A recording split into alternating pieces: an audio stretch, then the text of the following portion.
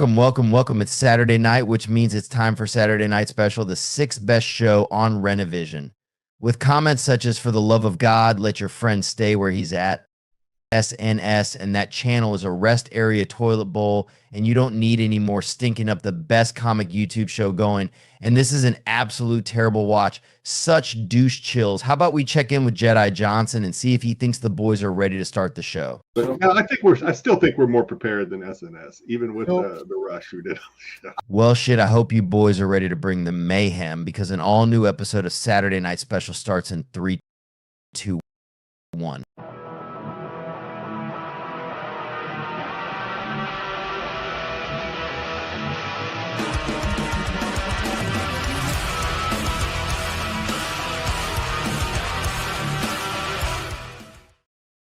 Welcome. It is indeed Saturday night. You are indeed locked in to SNS. I'm going to say it. It's the best damn show on Renovision. The rest of these shows need to pick it up. All right? Pick it up. Watching every other show and then just snooze fest. Pick it up. There's no reason we should be the best show on this channel. All right? Show a little chest hair, why don't you? Yeah. Not all of it. Just a smidge. Leave them wanting more. With that being said, welcome, guys. How's it going? We're Dom and I are fresh back from San Diego Comic-Con. Sam is fresh off of Dodgeball. Yep. And we are ready and raring to go. We're just missing Sticks in his shit-ass internet, boys. How are we doing this week? Good to be back. It's been a long week, but I'll talk about that more later. But good to be back. Good to see Sam. My wife took the girls up north for a little girls trip, little day trip to Flagstaff, leaving me and the boys at home to party. I took them out to Tortilla Flat, which is like a little old West Town restaurant, gift shop, what have you. And then we went and saw Spider-Man, where they gave us this guy a little nice little Spider-Man pin, brand new day pin. I saw Spider-Man on Wednesday. We didn't get any cool little Spider-Man pins. On Thursday, I didn't get anything either. I was hoping we'd get maybe like a poster or something. No, we didn't get shit. I was thinking about buying a popcorn bucket, but then I said, nah, I don't need it. I bought a cup. I didn't buy a popcorn bucket. I bought just a Spider-Man faced cup. I wanted the hand where it looked like he was shooting jizz. That's what I really wanted, but couldn't get it. But he did shoot jizz in the movie. I know, but I wanted the popcorn bucket / cup where it was like that. Actually, I want the Daily Bugle with him on the other side. Apparently, it was only at Regal, and we don't have the only Regals in Mesa. Cinemark, or Cinemark. Oh, okay. Yeah, I didn't want to get it. I have no room. I have 2 popcorn buckets. I have the AT-AT from Mando and Grogu, and I have Stitch. That's it, man. I don't care about any popcorn buckets. Sam is always the right amount of slutty. Yes, slutty. I like the word. You got Sam out here looking like Joe Hendry there with that deep V, trying to do his best Marco. That's right. Marco could only dream of having chest hair this luxurious. Marco has sloppy chest hair. You got to stop wearing that damn V-neck shit.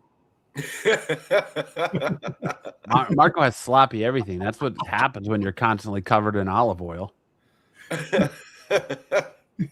And pickle juice, because remember, he dropped the pickle jar on his foot. He had a lot of damn juice on his foot, so he started that whole thing. Patrick says, best Spider-Man film ever. Question. It's either Brand New Day or Raimi's Spider-Man 2. Anything else would be uncivilized. It's Raimi's Spider-Man 2. I don't care what anybody says. Well, Raimi's Spider-Man 2 is awesome. But I'm going to tell you this. This Spider-Man movie solidified Tom Holland as Spider-Man. The other movies, yeah, he was Spider-Man, but this movie really made him the Spider-Man for the MCU. The MCU Spider-Man solidified. Tom Holland, like I said, the other movies, he was just like warming up and getting going, because come on, it was kind of weird. The Tony Stark tech, all this bullshit that was going on, and it was kind of cool to have Spider-Man, but now it's Spider-Man. I feel like Tom Holland did a great job in portraying the character and really making his name as the MCU Spider-Man. So That's Well, the we way can talk about Spider-Man a little bit to open the show. I don't want to give out spoilers in case people haven't seen it, but what up, Chuck? But Sam, you enjoyed it? Oh man, so good. Such a good movie. The movie mechanic. Yeah, I went with my boys. You know, my heart was a little full watching that with my boys next to me. Did you have a little tear in your eye? Oh man, my youngest, he was bawling like Oh that. man. You know the moment. Yes. You know the moment. He was like, no, and he just started crying. Yeah. I was like, Kinda choked up. They're there. Kind of choked up a little bit with that, man. It kind of messes with your head, man. Yeah, it was great. That was I tell you, man. Did you see how much the movie made already? Yeah, it's in the news. I've got the updated Because it made 75 mil opening on Thursday night, and then they didn't. So the preview night was 75 million. Yeah, 75 mil, and then to Friday, they were still calculating, and as of the afternoon on Friday, it was 175 mil they made for that day. So it might be well over 200 mil as we speak. And now today, oh man, when I looked earlier today, it's already beaten Endgame's opening weekend numbers. Nice. So, and that's why I think Sony should stick with having Spider-Man in the MCU. Listen, I understand Sony wants to do their thing. It's a moneymaker. Just rent the goddamn franchise to MCU. Let them do the justice to the character and all the supporting cast, and just sit back and watch you make money. Everybody can make money if you let the MCU take over. Just let them take over Spider-Man. So, I mean, you're not wrong with respect to this movie. You're not wrong with respect to this movie, but Marvel has not exactly just been printing money for the last few years. No, all of Phase 5 has been. No, Phase 5 sucks. I know that. Endgame, they haven't just been printing money. Well, I would say since No Way Home, because No Way Home was a huge success. Well, it made over $1 million, over $1 billion, right? No Way Home. But the reason why the MCU has been the way it is after Endgame, the new characters they want to introduce are now resonating with the regular Marvel fans. They're trying to get the younger crowd in to have like Riri Williams and Kamala Khan, all those characters that can resonate with the younger crowd. It's not resonating with the older crowd that made the MCU what it is. And that's for everything, all the movies. When you start changing the characters that you love and the situation, the surroundings that you really cared for, that's when things start going downhill, because they're trying to cater to a younger crowd and a different audience. They have our vote, but now they want to change it. Because God forbid, when we die, they need that new blood loving the stuff that we used to love. And that's why it's the way it is. And a lot of it's not resonating. But you know what? We need Shang-Chi to Attack of the busty K-pop star. Yes. We need that more than anything. Well, we should have K-pop Demon Hunter Part 2. I agree with Tyson. Dustin Daniel Creighton really understands Spider-Man and definitely took this movie to a higher level. And I think it's part of the reason why we saw season 2 of Wonder Man get canceled, because I think Marvel's going to put all their eggs in getting another Spider-Man movie in front of people ASAP. So yep, and because it's something, because you think about it, you got to think about it. That look how long it took for a Brand New Day and this Spider-Man movie come out. How many years? 6 years, 5 years. About 5 years. 2021 is when Brand New Day came out. No Way Home. No Way Home. So I think Spider-Man. Look, we know that Spider-Man's going to be in Doomsday. We know that Tobey Maguire is going to be in Doomsday. We know that Secret Wars is going to have all the Spider-Man in it again. But you are definitely right. I think they should start directing another Spider-Man movie ASAP. And as soon as Secret Wars is over, have it drop, because Spider-Man is the most important character in all of comic books, in all of our superhero comics. Batman, Superman, yeah, you have those characters in that, but I believe that Spider-Man is the most popular and the most recognizable and the most and it's the most powerful superhero to the point where fans love that character. And not to like milk it dry, but Sony has the opportunity to do the multiverse, different Spider-Man, and different shows and different things to make money off that. But leave Tom Holland Spider-Man here in the MCU, his whole cast, like his rogue gallery, all those characters in the 616 universe, have them all stay in the MCU and build upon that, because this movie's going to make over $1 billion. We all know that. It's going to be another $1 billion movie for Spider-Man. This movie made in 3 days, well, 4 days now, more than Supergirl made in its entire theatrical run. Jesus Christ. Let that sink in for a minute. Like, if you're James Gunn and DC, what do you do now? Well, you see Miles. Hey, Ed, you see Miles? Miles is an important character because when he came out, he wasn't liked, but the one thing they did with Miles was giving him a different name and making him a different character altogether, giving him different powers, and not changing the race card on the character, called him Peter Parker and all this like that. They made a different character, and that was the best thing for them to do. And I like Miles. I want Miles to come into the MCU. I think if they give the Miles the MCU, he will thrive more than a Sony movie. BK, they had how many chances to make a Batman Beyond? You make a Batman Beyond with Michael Keaton as old man Bruce Wayne, that's $1 billion movie, but they don't want to do it. They don't want to pull that trigger. Nope. They don't want to do it. They haven't touched it yet. So silence nothing. DC, Warner Brothers, got their heads up their ass. They kind of hint at old man Bruce in the Flash. In the Flash, and it didn't. I mean, it needed to be. That was the best part of that movie. It was, but it needed to be Terry McGinnis. It needed to be Batman Beyond. You need to do that. If you make that, sure, it's $1 billion movie, and DC can right their ship, but they're not going to do that because James Gunn seems to have some kind of hard-on for Superman.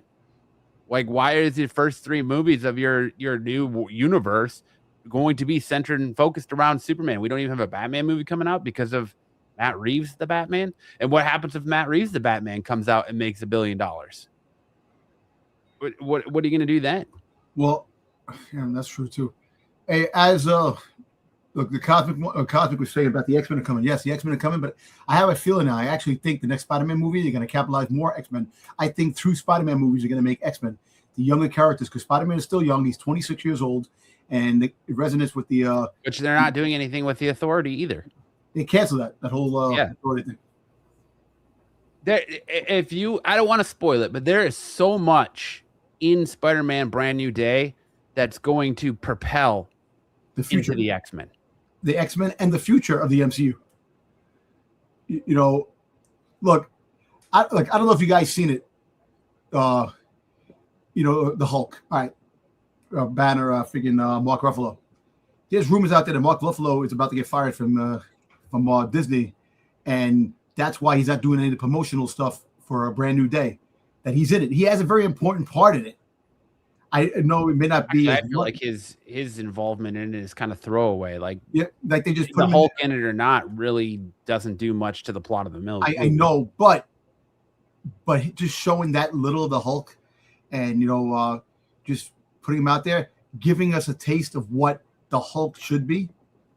I hope that's going to be the Hulk from now on. But I hope that Mark Ruffalo isn't fired. Kind of like him as the Hulk, but if he is, they'll find somebody else to take over the spot. But I don't know. He ain't gonna be fired. What was weird was not seeing him, like his. I'd be down for that crossover. That'd be cool. What was weird was not seeing him at the end, kind of make it out okay. Yeah. Right. Mark Ruffalo is in the movie briefly.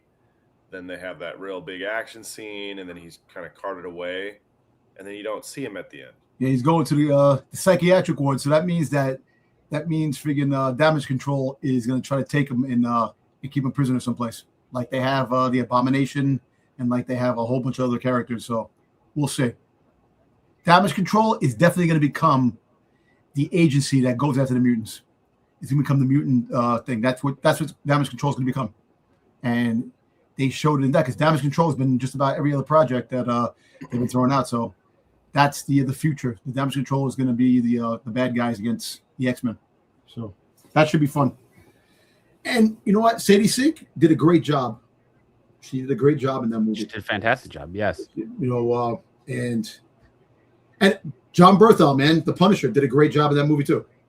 You know, we were all saying how he's going to perform like in a PG-13 movie. He's a violent character. I think he did fine.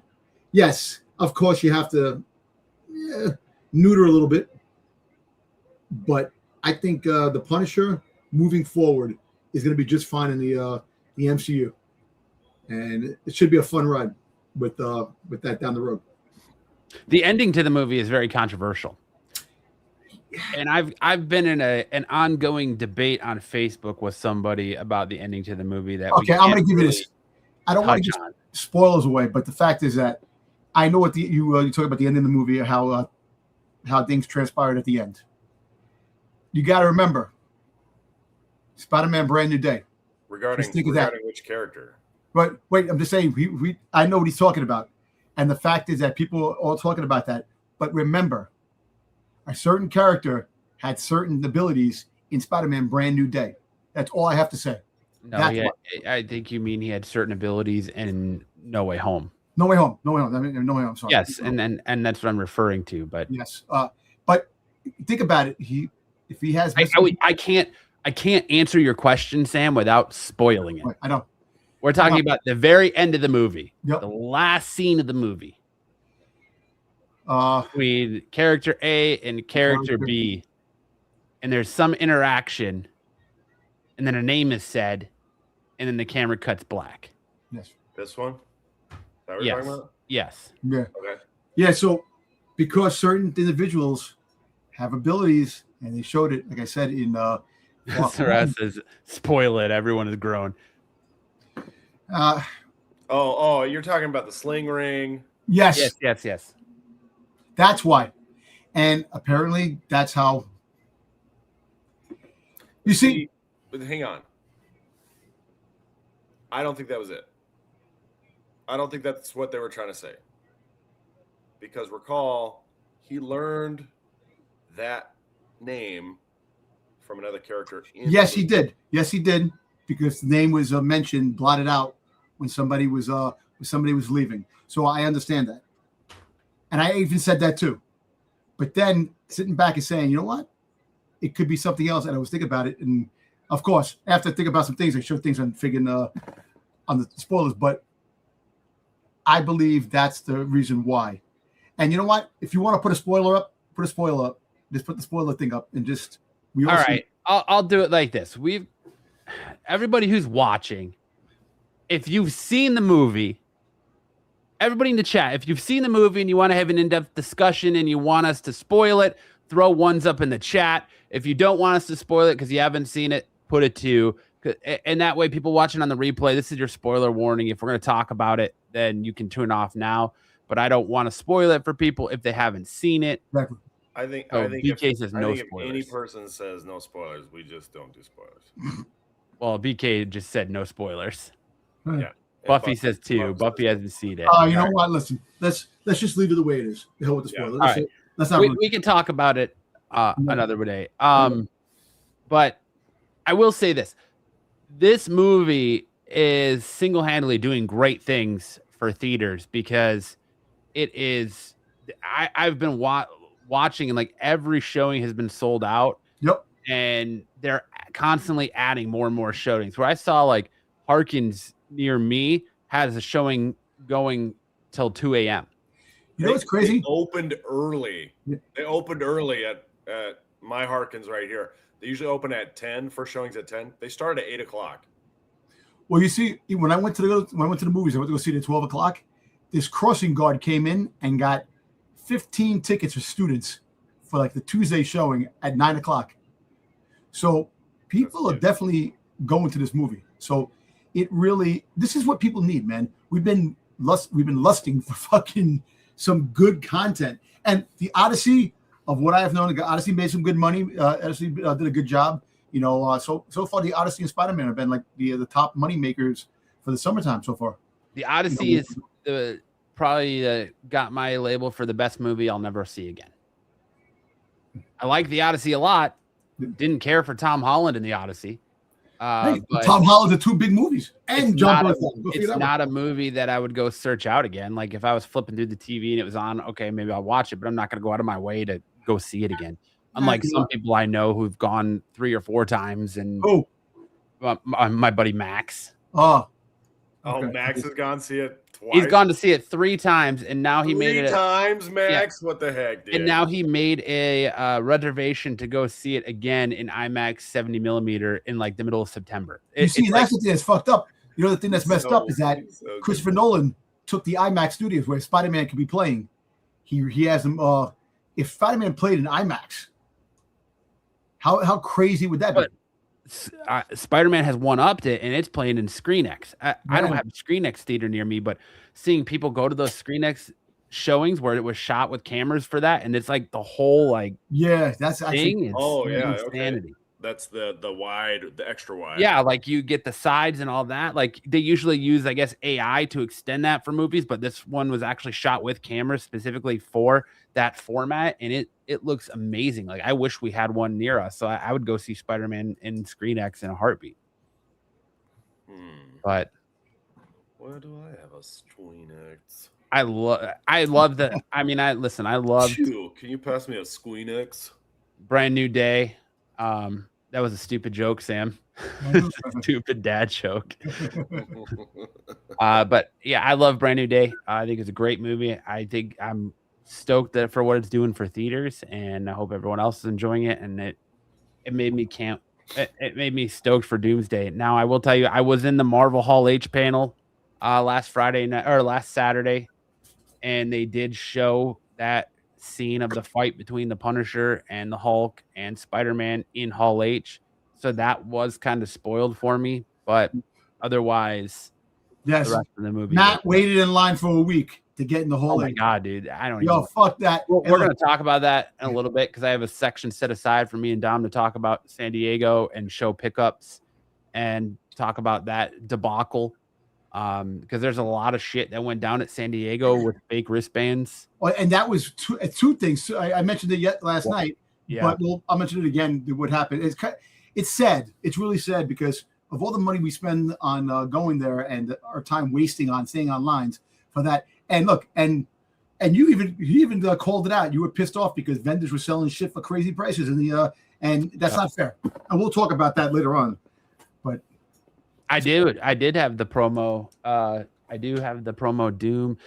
You got a mask and a cloak and then a poster as well. I have all that stuff. Tyson, I'm telling you, Gun Honey, those books friggin' sold out. I went to the thing. I was trying to get a Gun Honey, the exclusive that was there, and it sold out. Like a couple other books. Shit, Gun Honey just came up online today, and they had like a special edition, limited to like 300. It just sold out in a heartbeat. There was no getting exclusives. No, it was crazy. Insanity, pure insanity. I didn't talk to some people to get some things, and you know what, Matt? I almost had the friggin' the K-pop Demon Hunter plushie for you.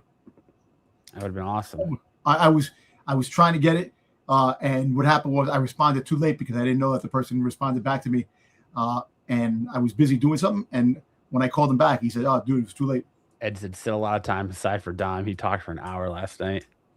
I told Dom not to talk about San Diego on the qualified last night, but I was trying to make that was the only interesting thing that happened on the qualified last night. If you think about it, it's.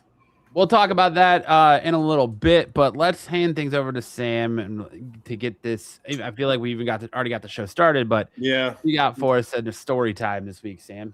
All right, so I went through the news. There were a lot of stories, but nothing was quite as exciting as the jury trial. My very first jury trial.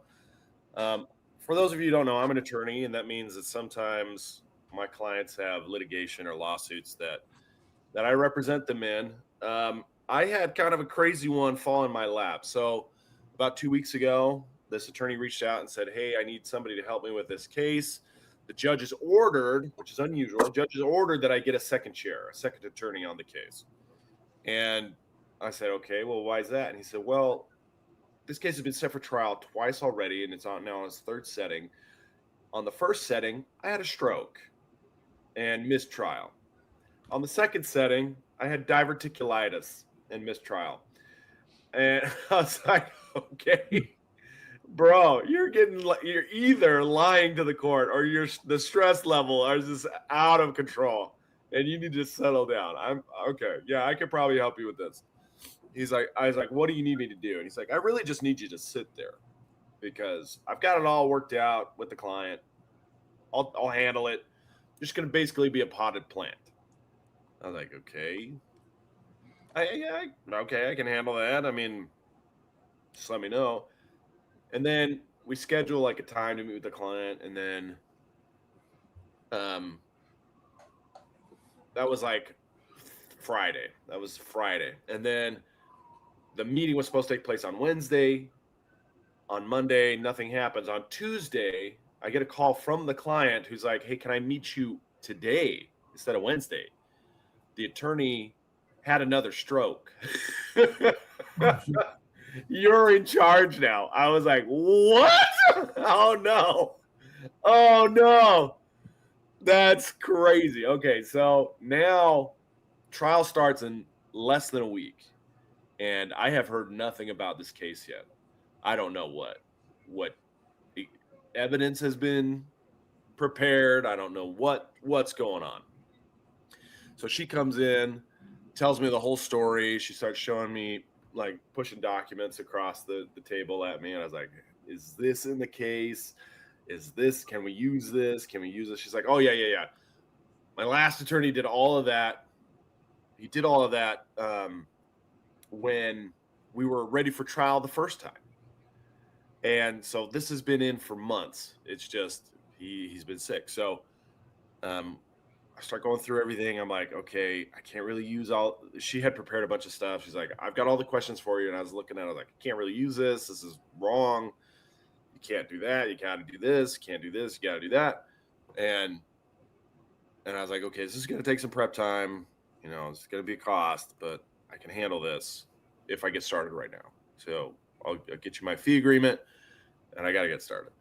She's like, okay, that sounds good. So start diving in. And let me tell you that this is the weirdest case strategy I've ever seen. We finally get to trial on Monday, and opposing counsel starts. Now,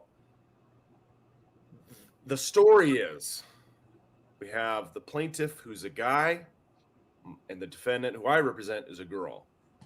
And they've known each other since high school, and they're now 38. Okay, so that's been over 20 years they've known each other. And he has always been in love with her, but she friend-zoned him. Oh, damn. For the last 22 years. Damn. Oh, damn. And so this whole case is about him trying to get out of the friend zone and failing, and then taking his ball and going home. That's what the whole case is about. So he's basically, his case is, you know, I'm an incel. I lied a lot, but it was all for the love of this girl. Oh, jeez. And she took advantage of me, and I spent a lot of money, and I want my stuff back. It sounds like somebody I know. It sounds familiar. And I was like, did he file this lawsuit just to spend time with you? Just to force you to be in the same room with him at trial? Yeah. Did he file this just so he could see your face? And my client's like, I don't know. That seems a little crazy. I was like, it's what he's saying. It's what he's saying on the stand. That's funny. It was crazy. So he's like, my wife was at every day because I've never done a jury trial before. She's like, I'd love to see you work. This is the big one. I want to be there.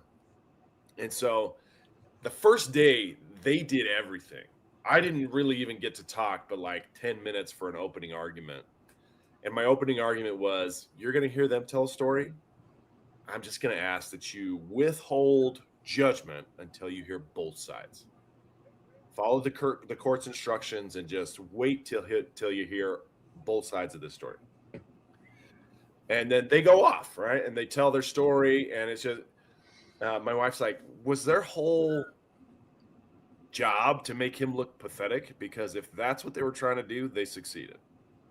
He looked very pathetic. He looked like an incel. He looked like a pothead. He looked like a liar. He looked like a phony. He looked like he lied to the feds. And it was just like all this stuff.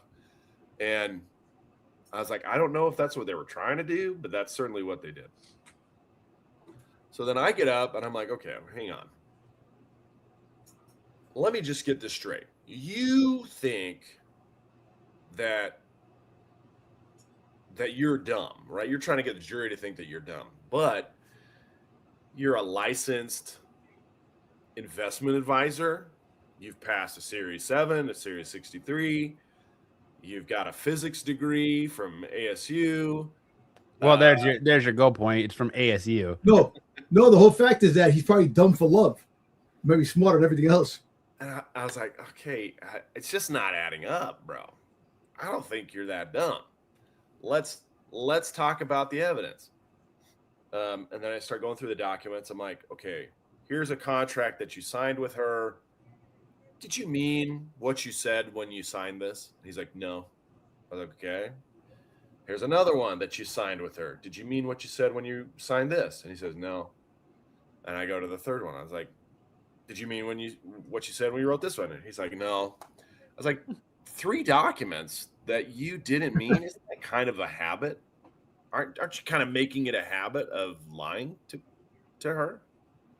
He's like, well, 3 times is hardly a habit. I mean, is 3 cigarettes a habit? I was like, well, I guess that depends on the time frame, but is it? Like, if you have 3 cigarettes in one night, is that a habit? And then he goes, well, I think it's debatable. I was like, okay. And then I pull up 5 more documents. Did you mean what you said when you signed this one? He's like, no. How about this one? No. How about this one? No. How about this one? No. How about this one? I was like, okay, by my count, we're like 7 or 8 documents. Is it a habit yet? He's like, I only count 7.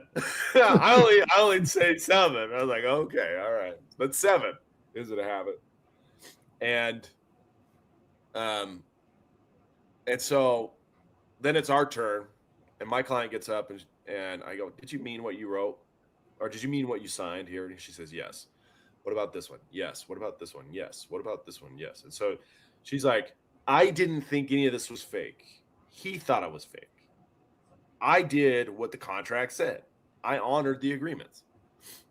Now, they didn't like my client, and I think there's a lot of reasons for that. But one is when he asked her to lie, she did. And they made a false statement when they applied for a loan. And for that reason, I think that's why the jury did what they did. So anyway, we'll get to that now. We wrap up. The case goes to the jury. They spent 2 hours on the 3rd day of trial deliberating. They don't come to a decision. We have to come back to court the next day. They spend another 3 hours deliberating. We finally get the jury verdict. And they say, on all of the plaintiff's claims, plaintiff loses and he gets no money. I was like, okay, that's a good start. And then on all of the defendant's claims, she loses 2 out of 3, but we award her $0. She wins 1 claim, but we award $0 on that claim. And I was like, okay, well, what that means is they didn't really like anybody. They just said it's a wash. And we're not giving anybody anything. Which, after half an hour of meeting with my client, I said, why isn't this just a wash? Why aren't we trying to settle this case and just walk away from this thing? She's like, well, I want some other things to happen, and they can't happen unless we go to judgment. And I was like, okay. I think the jury's just they're gonna say it's a wash. And that's exactly what they did. So was it a big win? Did we take home everything? No, we didn't. In fact, we didn't get any dollars, but we did win the one claim. And I predicted exactly what the jury would do. To me, that's a lawyer win. And I was only in that case for 2 weeks. And now I get to walk away, which is pretty great. So if you're in Arizona, you need a lawyer, I'm your guy. And the moral to the story, undefeated. and the moral to the story is friend zone sucks. If you're gonna be an incel, don't freaking lie on your contracts, man. Exactly. That's not a good way. So how their relationship soured. What they were doing was they were investing money together, like they were a couple, like they were a married couple. But they weren't married, and they didn't even have a romantic relationship. And he was supplying the money, and she was doing all the trades. And then later she supplied some money from the equity of her house. And then how things soured was during COVID, she had been dating this guy for like 6 or 7 years, and then they broke up. And so now incel boy is like, now's my chance, finally. And they're like traveling together, they're going on all these shows together. And then he gets COVID and he can't go to the show. And when she comes back from the show, she's dating somebody new. And he got so pissed. He's like, I'm out. I'm taking my ball and I'm going home. You can't do this anymore. I can't do it. You're so mean to me. And Luke says it right. You get nothing, you lose. A good day, sir. You're so mean. I want my turn. Yeah. Wasn't there a movie called The Friend Zone? I don't know. I wrote a song. Or Just Friends. I know Just Friends or some shit like that. Sam said I wrote a song about it. Oh, no, there you go. Just Friends with Ryan Reynolds. It's different. So nothing's The Friend Zone. Good movie. It would be good. It'd be a good movie. Anyway, so that's what my trial was about this week. So if you guys saw that on Facebook or on Instagram, that's what happened. Was incel revenge stopped by yours truly, the man with 1,000 kids. the virile Chad versus the incel investor. The lawyer with the lawyer that has a small school of children. Yeah. Oh man.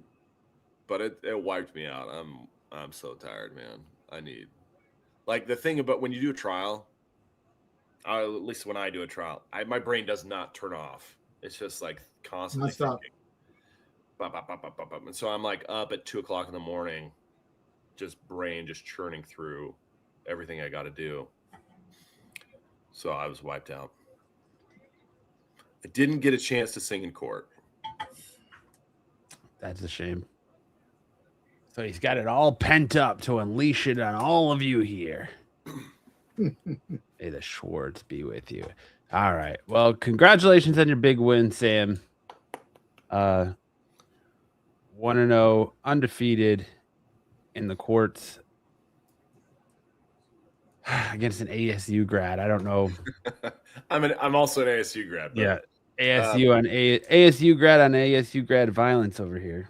But I have done lots of trials. This is just my first jury trial. All the trials I've done before have been before a judge.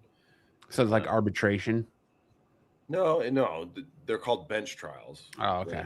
When a judge is doing it. And I prefer those. Remember, I was only in this case for 2 weeks, and they had set up a jury trial more than a year ago. But when you're sitting before a jury of your peers, you have no idea what they're going to do. And I hate that. I hate that uncertainty. And so I always go before a judge.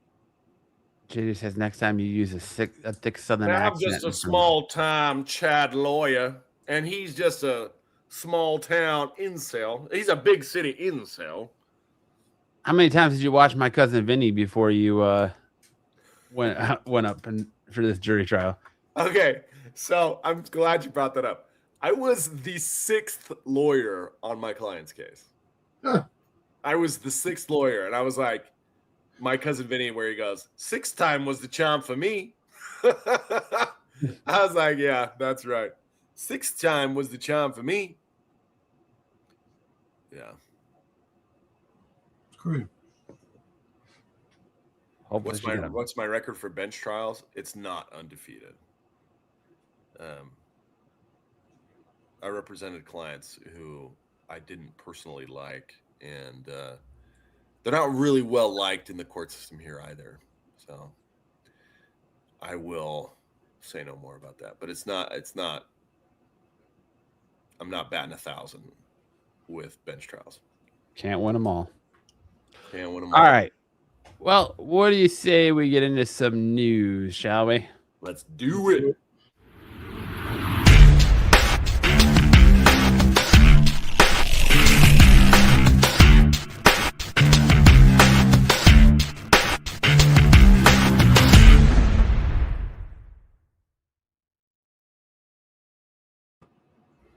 Last week was San Diego Comic-Con, and even though we had a plethora of news coming out of there, it seems like we've had a lot of news drop in the last couple of days since Comic-Con started, and we're starting to get a lot of X-Men casting news now. Official X-Men casting news, as Deadline has reported that fresh off the success of Ready or Not 2, Here I Come, Samara Weaving is set to play the MCU's Emma Frost. This was broken and is according to the trades. This is pretty much as official as it gets if the Hollywood trades are coming out and reporting it. And while Schreier and Marvel execs have been meeting and auditioning actors all summer long for a number of roles, the report notes that Frost's character has felt the most thoroughly searched of the newest cast members, and the final list of actors tested for the roles after July 4th. The site added that at the end of the day, Weaving's audition was too hard to beat, and she lands the part of Emma Frost. Well, you know what? Okay. She looks damn good. So, the success of Ready or Not 2. No, it's the success of Bill and Ted's 3 Face the Music. you think that's what Bill she and Ted Face the Music is the one that did it? Yeah. Well, it was her. Wasn't the friggin' what's her name battling for Emma Frost too? Sydney Sweeney. Sydney Sweeney, yes. Yep. So, and she got it. So I guess her acting chops are better than Sweeney's, but Sweeney's boobs are better than hers. So kind of like they want the acting chops. Bill and Ted. I like that Sam went with Bill and Ted Face the Music as the movie that got her the job. Oh yeah. No, plus Sweeney has to come back for Madam Web 2. Now I want Sweeney. I want to make Sweeney Black Cat. Make her Black Cat. You have to. No, she's got to reprise her role for Madam Web. Nah, fuck Madam Web. The whole Madam Web. that abomination. Get rid of that crap. She's got to be one of the Spider Women. Now she could be Black Cat. See, Tyson loves the casting for Emma Frost. Oh yeah, well, Tyson loves just about everything when it comes to. She reminds me of Margot Robbie so much, though. Yeah, she does. Yes, she does. Like, well, apparently, Margot Robbie definitely might be showing up in Marvel soon. They're talking that they got plans. It might be a big place for in the MCU, so we don't know when that's going to happen. And I'm fingers crossed she's going to be a better Emma Frost than January Jones was.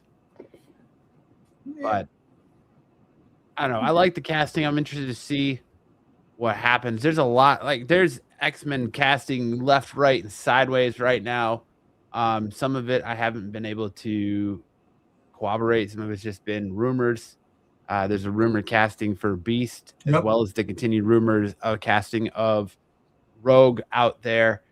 So, of course, at San Diego Comic-Con, we got the announcement that Ryan Gosling is going to be Ghost Rider. There's a lot of talk of which version of Ghost Rider is he going to be. Is he going to be Johnny Blaze? I think he is going to be Johnny Blaze. think that's the Ghost Rider they're going to go with. Oh no, man! I think it should be Danny Ketch. I think Danny Ketch is a better fit for the MCU, and then eventually you find an old enough actor to play Johnny Blaze. You know, like look, we all know that Nicolas Cage was Johnny Blaze in the original Ghost Rider, which I actually like that movie, the original Ghost Rider movie. And you have that. You could have freaking Norman Reedus play freaking goddamn Johnny Blaze as a Ghost Rider. You know, it's just I think Ryan Gosling should be Danny Ketch. I think that should be the MCU's Ghost Rider. I don't know. I feel like they're going to go with the most notable version of the character, especially since they already did Robbie Reyes in Agents of S.H.I.E.L.D. Agents of S.H.I.E.L.D. Yeah. So I think they're going to I would expect they're going to go with the most notable version of the character. So I would think it would be I think you might be right, but I think Danny Ketch, you know, all those books that people have are shooting up in value of Danny Ketch books. So be careful. Stay cautious, because if it turns out being Johnny Blaze, those Danny Ketch books aren't going to be worth. Yes. If Spider-Man Brand New Day has taught you anything, speculation is pretty much dead. Yep. Or don't be quick to speculate on the first thing that comes out, because there's a lot of people that paid a lot of money for the story The Other that are fucking fist pounding their nuts right now because they overpaid for a story that didn't turn out to be what the movie was. So, and the Man Spider, the Marvel Fine Fair, and Man Spider, yep. So who knows? But that's a good casting right there for Emma Frost. I'm excited to see how that pans out. Also, Mahershala Ali has confirmed that he is done with Blade.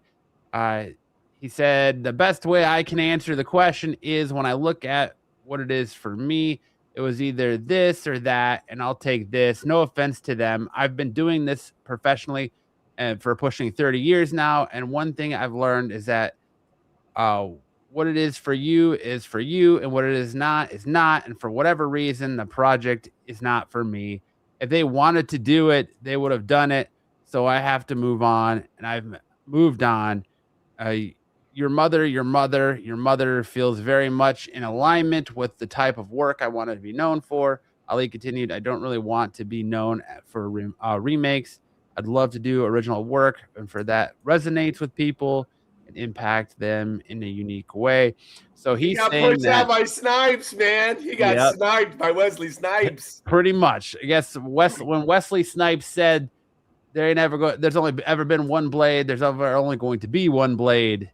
He wasn't telling lies, because Mahershala is out, and it's interesting that Kevin Feige made the claim that he admits that he dropped the ball, and it feels like kicking nuts when it comes to Blade.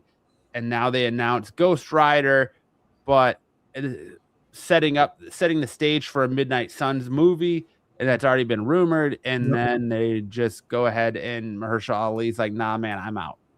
That was funny. Wesley Snipes even played Wesley Snipes in friggin' What They Do in the Shadows as the vampire when he had the bad internet. That was funny. That one episode. Snipes is gonna be back. So there's new rumors circulating saying that Jensen Ackles is being eyed to play Magneto. I did see that today too. That Jensen Ackles is in talk to play Magneto. Yep. That's very interesting as well. I can't remember the name of the kid from Riverdale. That's who they're saying is going to play Beast. Oh, the kid, the one that played Jughead? No, it's he played Archie. Nope. He was the Asian kid in Riverdale.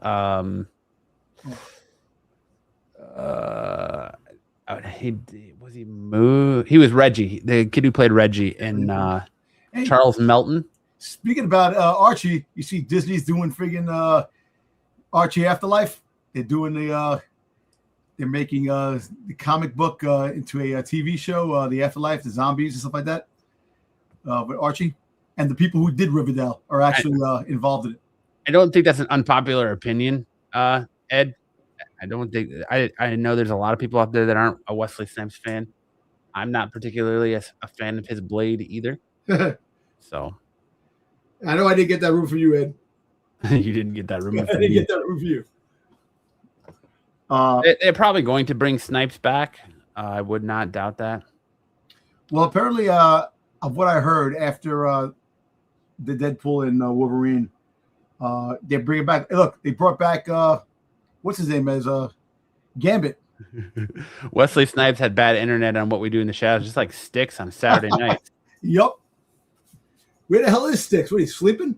I don't know. I even included a story in here for everything, but the biggest news we got out of the 30-minute Marvel panel, other than Ryan Gosling, is that we got a new Black Panther in David Jonsson, and he will debut as T'Challa. A lot of people are saying in Black Panther 3, but there's a lot of speculation that it's going to be before that, as Black Panther 3 Wakanda Forever ends with the introduction of T'Challa and Nakia's son, T'Challa II. At San Diego Comic-Con on last Saturday night, Marvel Studios announced that David Jonsson from Alien Romulus, as well as The Walk, will lead Black Panther 3 as the new T'Challa. He's playing T'Challa II, but with Lady Wright sticking around as Shuri, it's unclear whether he'll be portrayed as her nephew or brother. As, after all, remember, Black Panther 3 is going to take place after Secret Wars, and Secret Wars is supposedly rumored to reset or soft reset or reboot the MCU. So we could be looking at being told that he's going to be T'Challa's son. And when all actuality, when that movie comes out, he's going to be T'Challa himself. And a lot of the insiders are speculating that he's going to show up in Secret Wars as Black Panther T'Challa, because if you remember 2 years ago, maybe it was a year ago, we had that massive leak. Yeah, I want to say it was a year ago, or no, it was 2 years ago. We had that massive leak after Robert Downey Jr. was announced as Black Panther, or as Dr. Doom. We had that massive leak of images in stills from art boards from Secret Wars and Doomsday released, and there was artist renderings of a new Black Panther in there. So that's leading to the speculation that David Jonsson will show up in Secret Wars as our new Black Panther well before Black Panther 3 ever hits. Well, the whole thing with the rumor with the soft resetting of the MCU after Secret Wars, I don't think that's going to happen. They were talking about that it might continue a little bit further than Secret Wars before they do a small reboot, but we'll see. And as of Moon Knight in Daredevil, yes, and Black Widow, that's the rumor going on in season 3 of Daredevil Born Again. That's going to happen. So it should be an interesting and the Punisher is supposed to be back in it. So it should be fun. Just feeding you all kinds of rumors this week, huh? Yeah, no, man. Hey, I'm not just a one-trick pony when it comes to freaking Star Wars and other shit, man. I know I follow the trends. I mean, I read comics like I should, but I follow trends. But yeah, you know what? I'm for this, and I still think I know that. Buffy says I'm down with RDJ being Black Panther. I've seen Tropic Thunder. Yeah, exactly. But I wish they would have did Black Panther. I know after Chadwick Boseman passed away, I wish they would have continued, because Black Panther really did a great job. When the movie came out. Yes, I know the actor playing Black Panther made the difference on making him Black Panther, but them silencing the character kind of hurt the Black Panther franchise after his passing. There was a bunch of good actors out there that could have portrayed Black Panther, but I understand you want to pay tribute to Chadman, but I know, did anybody care? Black Panther 2 was okay. It wasn't as good as Black Panther 1. Wakanda Forever sucked. It did. It did. The best part was Namor being in it. That was the best part. Yeah, he even sucked. I know, but Namor. My name is Namor. No more love. See no more. But I think this is cool. They should have, and you have all the multiverses, man. The multiverse is a big thing where you have a lot of characters that are different characters portraying the same characters in other universes. So you guys thought that was the worst part of that movie? What? was the No, bad guy? You thought Namor was the worst part? no, I thought Namor No. was great. I thought it was the best part. Movie I liked Namor. I thought Namor was pretty cool. I thought the whole like Power Rangers thing at the end was the dumbest part. Yeah, but The Watcher says, I've heard that they're going to do a soft reset after Secret Wars and a full reboot after Mutant Saga. So RDJ, Hugh, and Wesley sticking around and then getting replaced after the full reboot makes sense. well, you're freaking Hughes. So guess Apocalypse will cause a full reboot. You're figuring he just turned around and said that this is his final run as Wolverine. So he's been saying He that. didn't say that. He said the opposite of that. He said he's going to play Wolverine.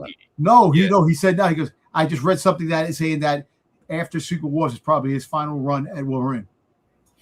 So Well, the dude's fucking getting up there in age. he's 60 years old. They're going to have to recast Wolverine at some point. So after Secret Wars would make sense. Yeah. But I don't know if they're going to full reboot. I do know that Robert Downey Jr. is supposedly going to be playing Doom for many years. He signed a multi-picture deal beyond Doomsday and Secret Wars. So, Well, I heard that he is playing Robert Downey Jr. Iron Man in. There's going to be an Iron Man scene soon. He's going to be playing Iron Man. in Secret Wars, he's going to be playing dual roles, apparently. So, we'll see what happens with that. Did you see the thing I sent you? The thing I sent you with Deadpool with Robert Downey Jr.? Yeah. Yeah. It's AI slop to I know. nth degree, but they're also re-releasing in September Endgame back in theaters with bonus footage that's going to lead into 7 minutes. Bonus footage. Doomsday. Yep. And I think that bonus footage, personally, just thinking about it, is either going to reveal that Doctor Doom is that Tony Stark is a variant of Doctor Doom, that He Who Remains changed to make it so that he is adopted by Howard Stark,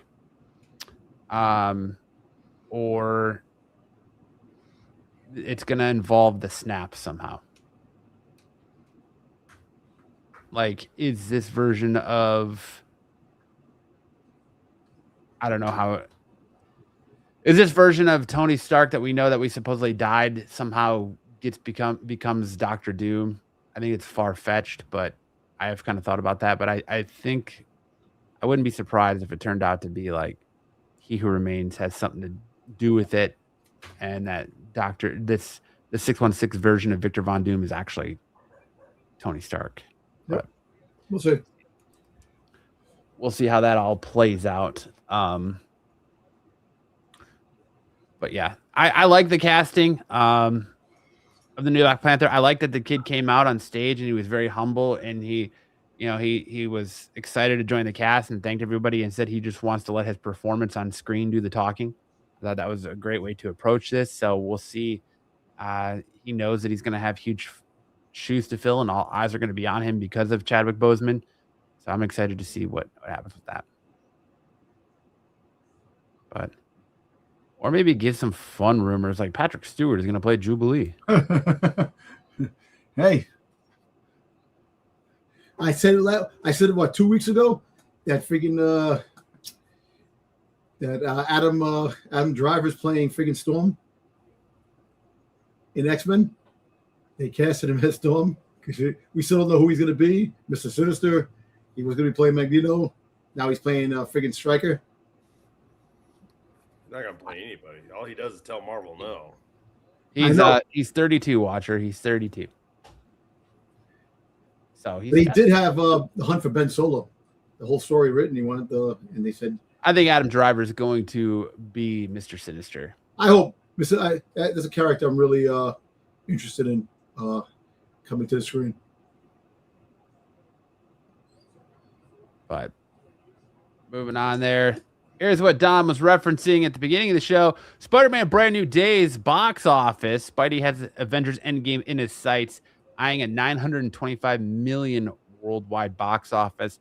With Friday in the rear view, Spider-Man Brand New Day's opening weekend is starting to take shape. According to the latest estimate, the movie is eyeing a $340 million to $370 million debut, with the expectation being that it will come in on the higher end and beat Avengers Endgame's $357.1 million record.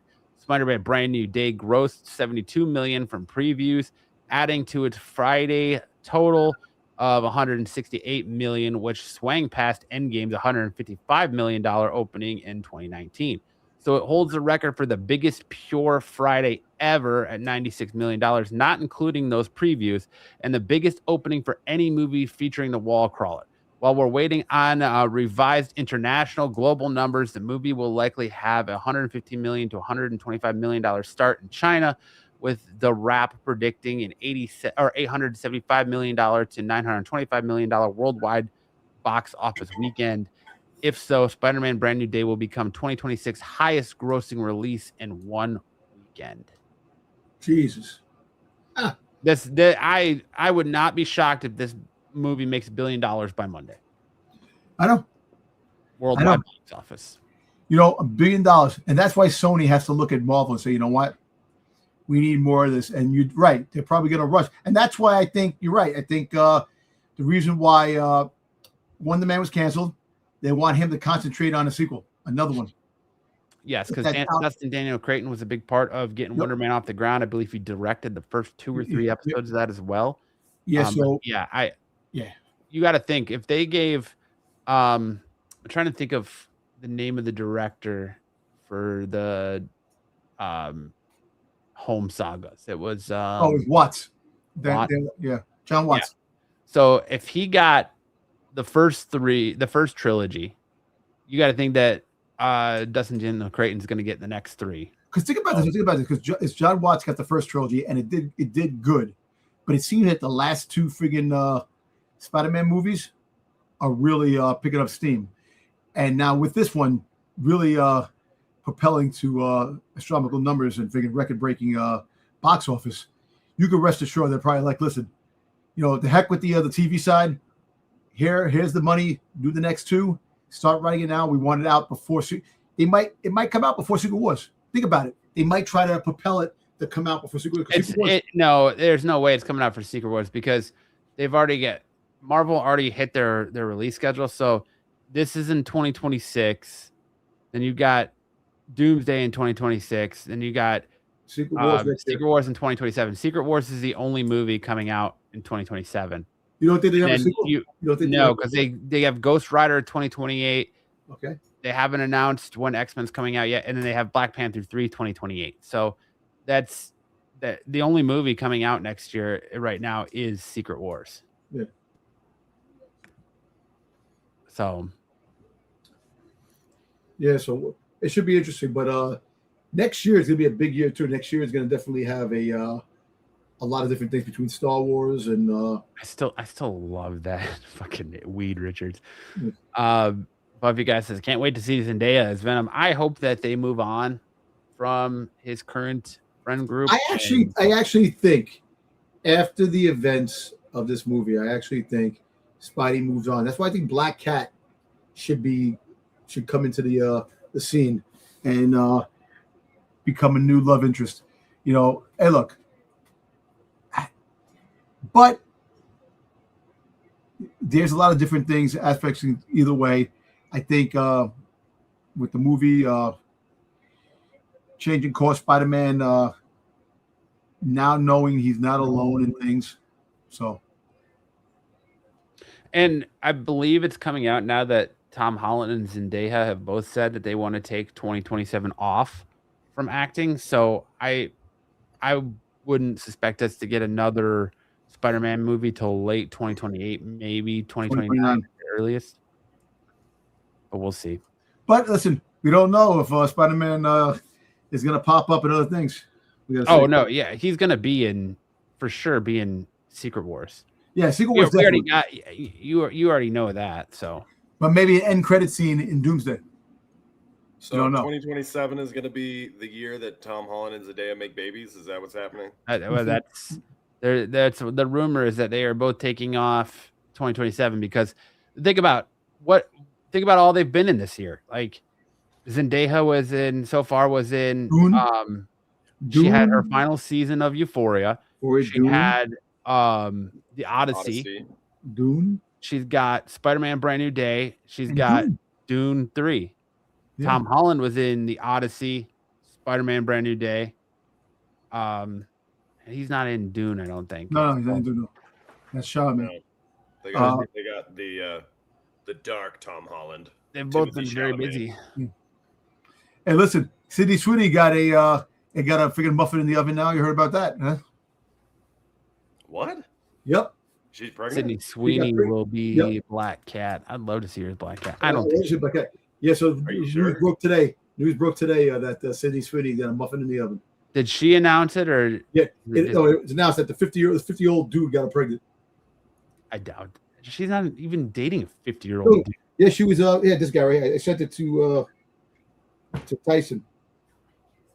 Yeah, let me find it. Hold on. You can't believe everything you read on Instagram, Dom. I know. You can't believe everything that you can't believe everything that Ed tells you, Dom. Yeah, Sydney Sweeney's pregnant with her first child with Scooter Braun. She's not even 30, and Uncle Scooter damn near 50.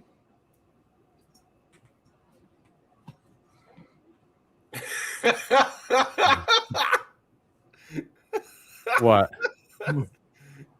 Sorry. Nikki's chiming in. She said Dom sounds jealous. A quick search says Sydney Sweeney is not pregnant. Rumors online are false. Hey, And come from old photos and clips where she wore a fake baby bump for an acting role. She is not pregnant. Not pregnant, bro. freaking Scooter Braun. Hey, muffin in the oven, baby. Got No. bread in the basket, man. Well, anyway, she should be Black Cat. I agree that she should be Black Cat. You and your rumors, Dom. Hey, rumor central, baby. I mean, I don't blame Dom for being jealous. Are you kidding me? And Scooter Braun's only 45. He was an old fuck too. He's like, You're older than him. I know, Bro. but I'm better looking than he is. Come on, man. I don't know. Because he has money. That's why. Dom's right 72% of the time.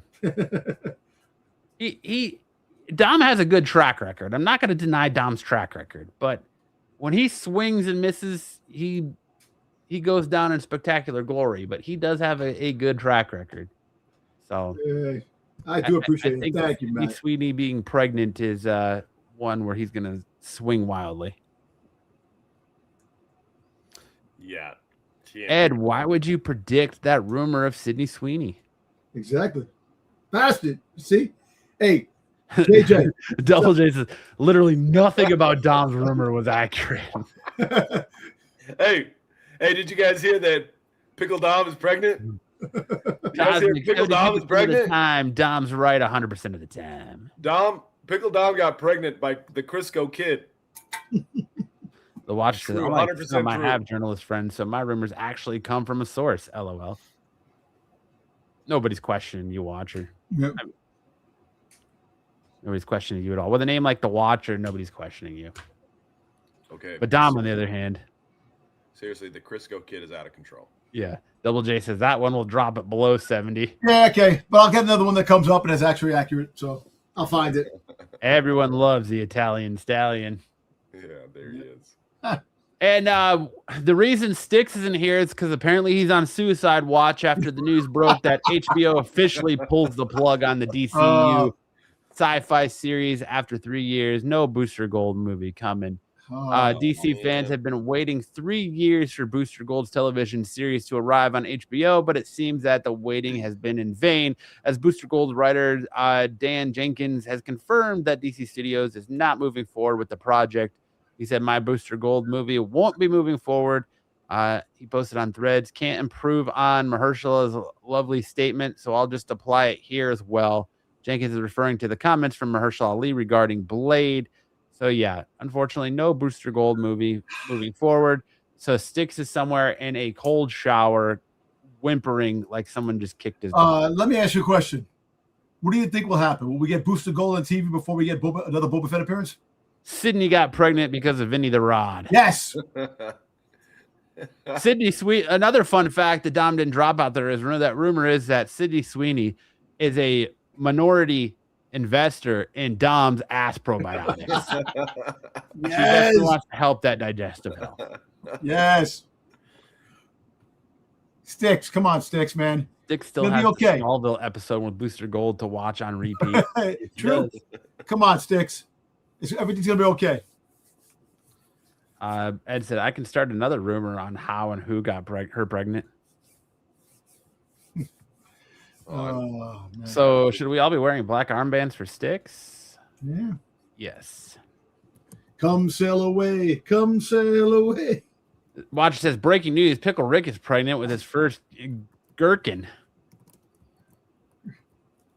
Sticks is in a bar right now, drinking away his sorrows for the cancellation of Booster Gold. Yeah. Yo, Sticks should direct his own Booster Gold movie.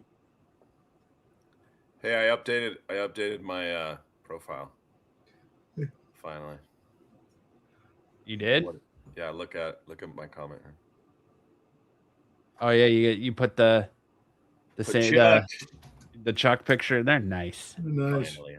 Say a prayer. So yes, say a prayer for Sticks. If you follow him on Instagrams, send him your well wishes in his time of mourning, as Booster Gold will not be moving forward. He's probably sleeping like he did. And more news last week that we broke that this actress was supposedly being looked at for Rogue. Well, the new MCU's Mystique is going to be Obsession star. What the fuck's her name? Yes, Indy Navarrete. She has confirmed that she did have a talk with director Jake Schreier about a future Marvel project. And when she was asked and pressed by the person doing the interview of who it was about, the name she kept dropping was Mystique. So it sounds like she is in talks to play Mystique in the X-Men reboot. So we're going to get Rebecca Romaine, and then we're going to get hopefully Indy Navidi as Navarrete in as Mystique instead of Rogue. So well, she was also no. I thought we were having a great date. She was also in talks about Black Cat too. I think they had her about trying to find Black Cat. You think everybody's in talks to do Black Cat? Black Cat, man, dude, come on. What girl wouldn't want to be Black Cat? Black leather, cleavage showing, fucking hot white fucking hair, a cat burglar, fucking fondling in Spider-Man's webs. Come on, man. Man, it just seems like you're just running everybody's Instagram through Black Cat filters. I want Black Cat, right? Damn it. You want every girl. I want it. X-Men are going young. JJ, they've already said the new X-Men are going young. So yep, they're going to be in their mid to late 20s and probably early to mid 30s as like Professor X and Magneto and shit like that. So. But that's it for news. Now we'll hand it over to Sam to teach us some stuff about anime. Sam looks like he's ready to go, doing his best Joe Hendry impression as he dances there. So, Sam, let's get into some big news in anime.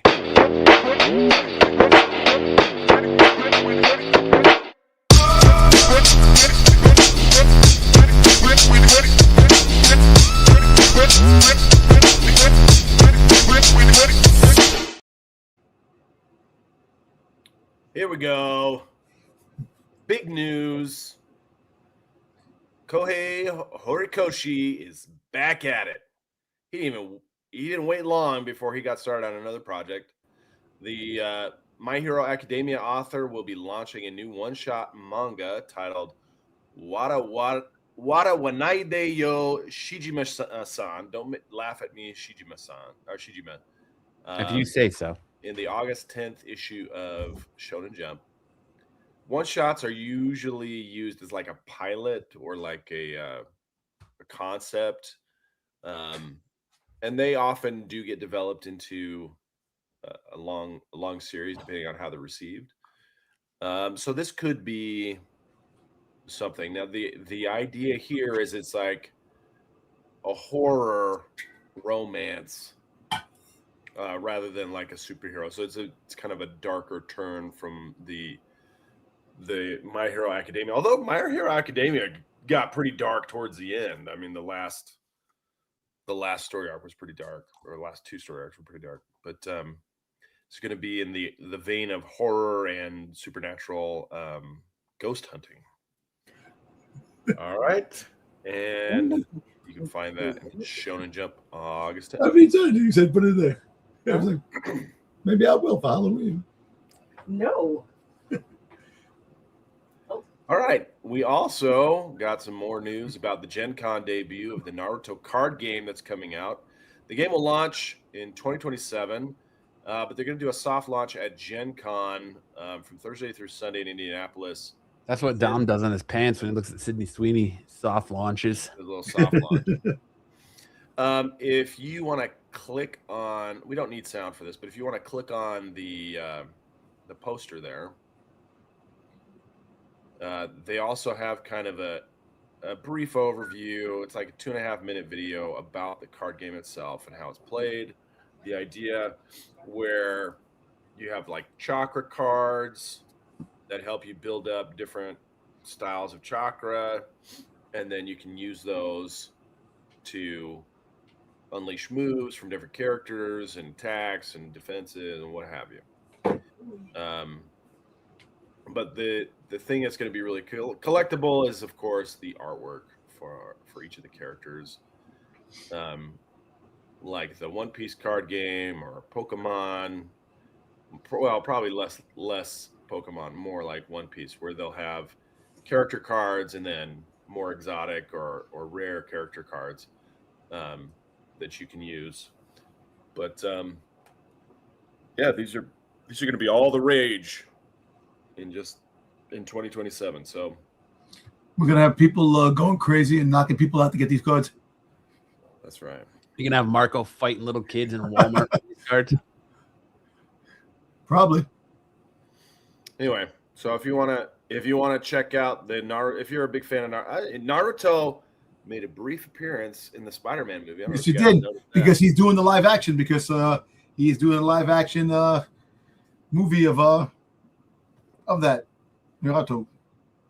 The Spider-Man director is? Yeah. Okay, cool. That's what they're talking about. Yeah. And then Is that a confirmed or is that an As Ed confirmed, rumor? they actually talked about it. I think you're right. I think that is true. Okay, let's go to the next one. Star Wars: The Ninth Jedi. So one of the Visions episodes from the anthology series is going to be developed into an 8-episode series starting August 5th on Disney Plus. And this was one of the cool ones. It wasn't necessarily my favorite, but it was up there. It was up there. No, the first season of Visions. That's right. I really liked it.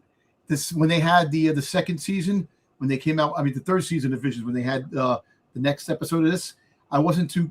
I liked it, but I didn't like it as the first. Because the first one was cool. Dom can't even get his seasons of Visions. I like 3 seasons of Visions. What do you want?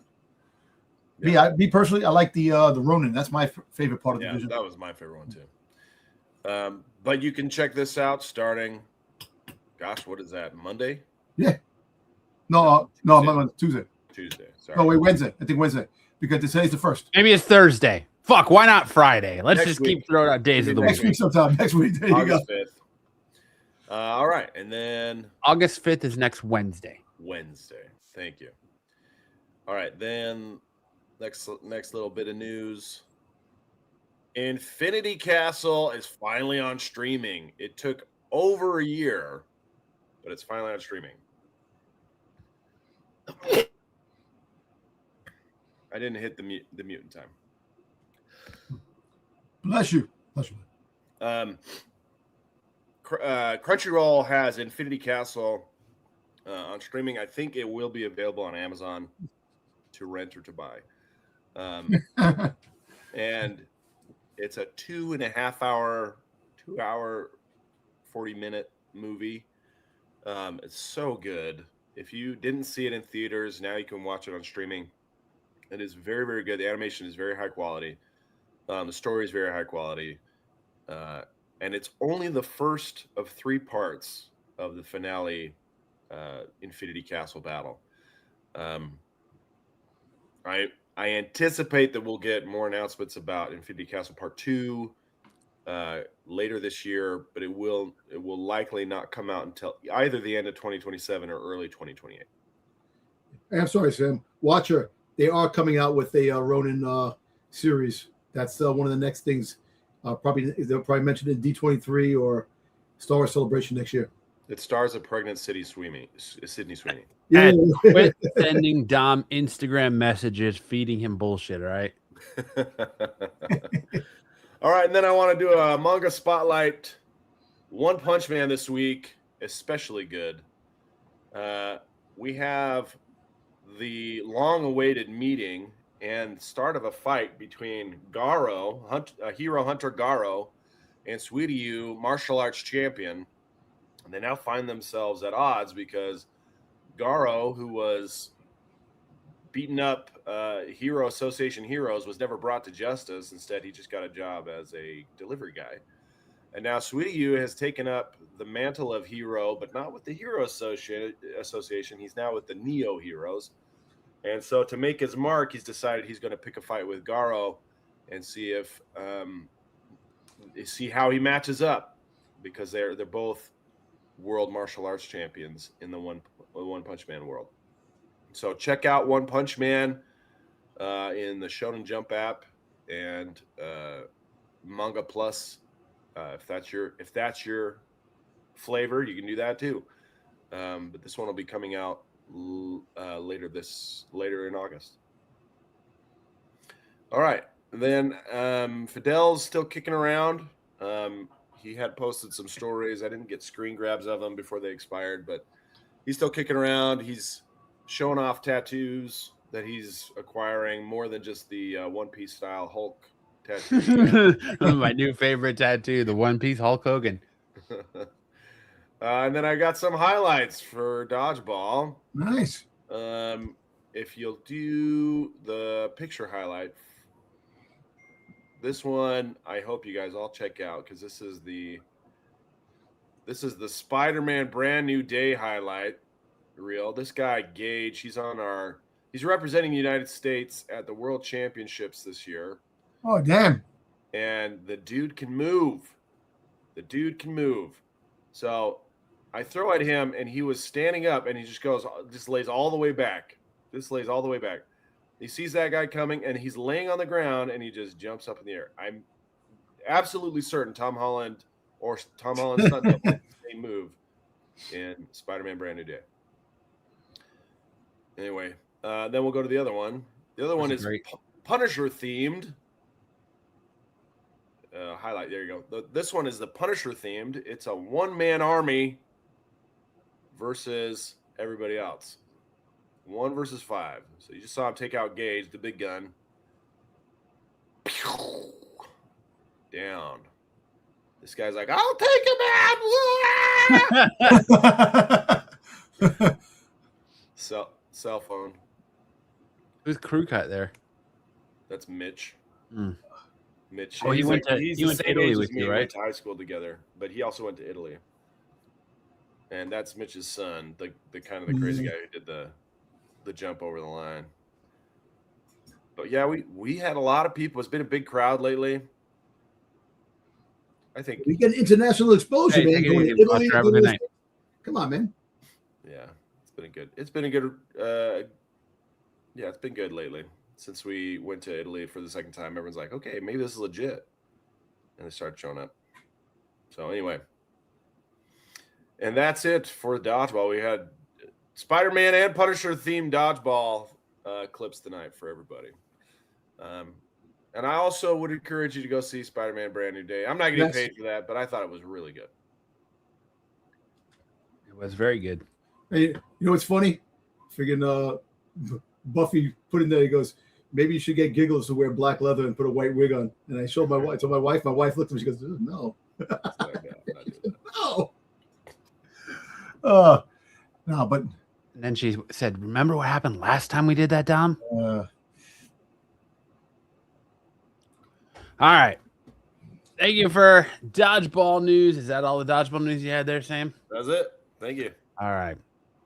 Now we're going to move on to where Dom and I are going to talk a little bit about San Diego Comic-Con, as it was filled with a lot of controversy from fake wristbands at the Funko booth on preview night. Oh, yeah. From scumbags taking all the high-end Funkos and not letting anybody else get any. Dude, Dom having epic meltdowns to everyone that would listen to him. To this guy fucking knows everybody. If you go out in public with Dom, everybody knows who you are. Dom knows everybody. You know, it's just funny how a lot of YouTubers that I know, I'm watching, and I see him in the crowd. I'm like, oh shit! And the next thing you know, become buddies. But no, it was cool, and you know, it's still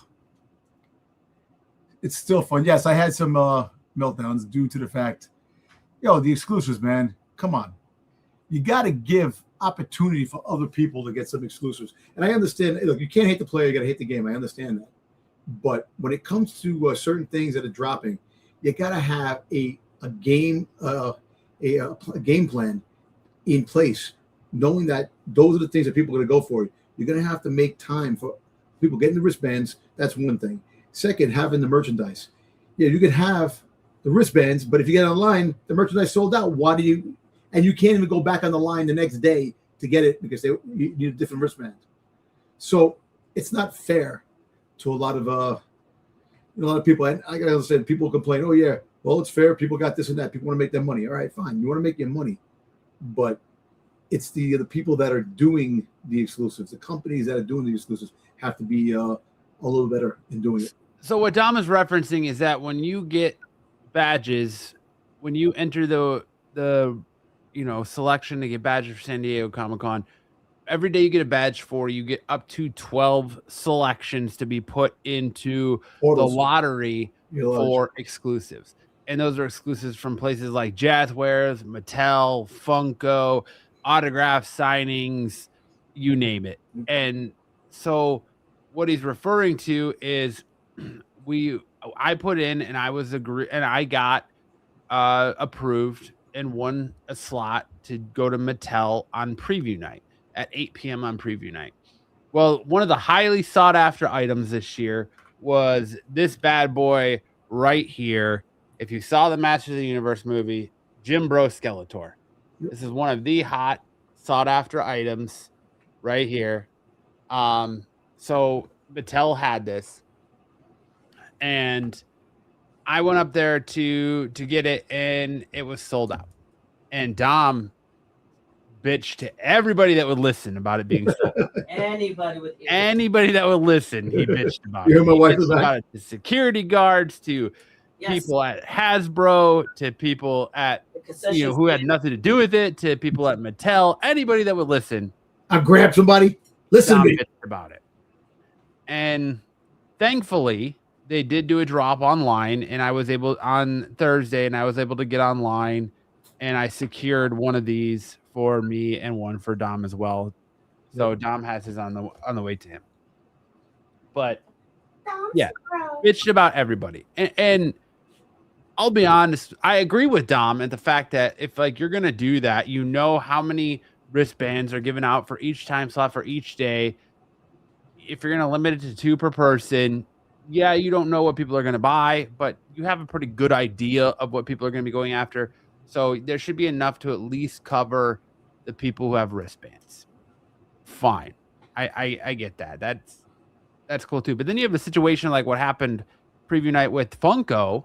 Oh yeah. Where somebody figured out the wristbands for that night, counterfeited them, and went up there and bought everything before anybody else who had wristbands could get anything.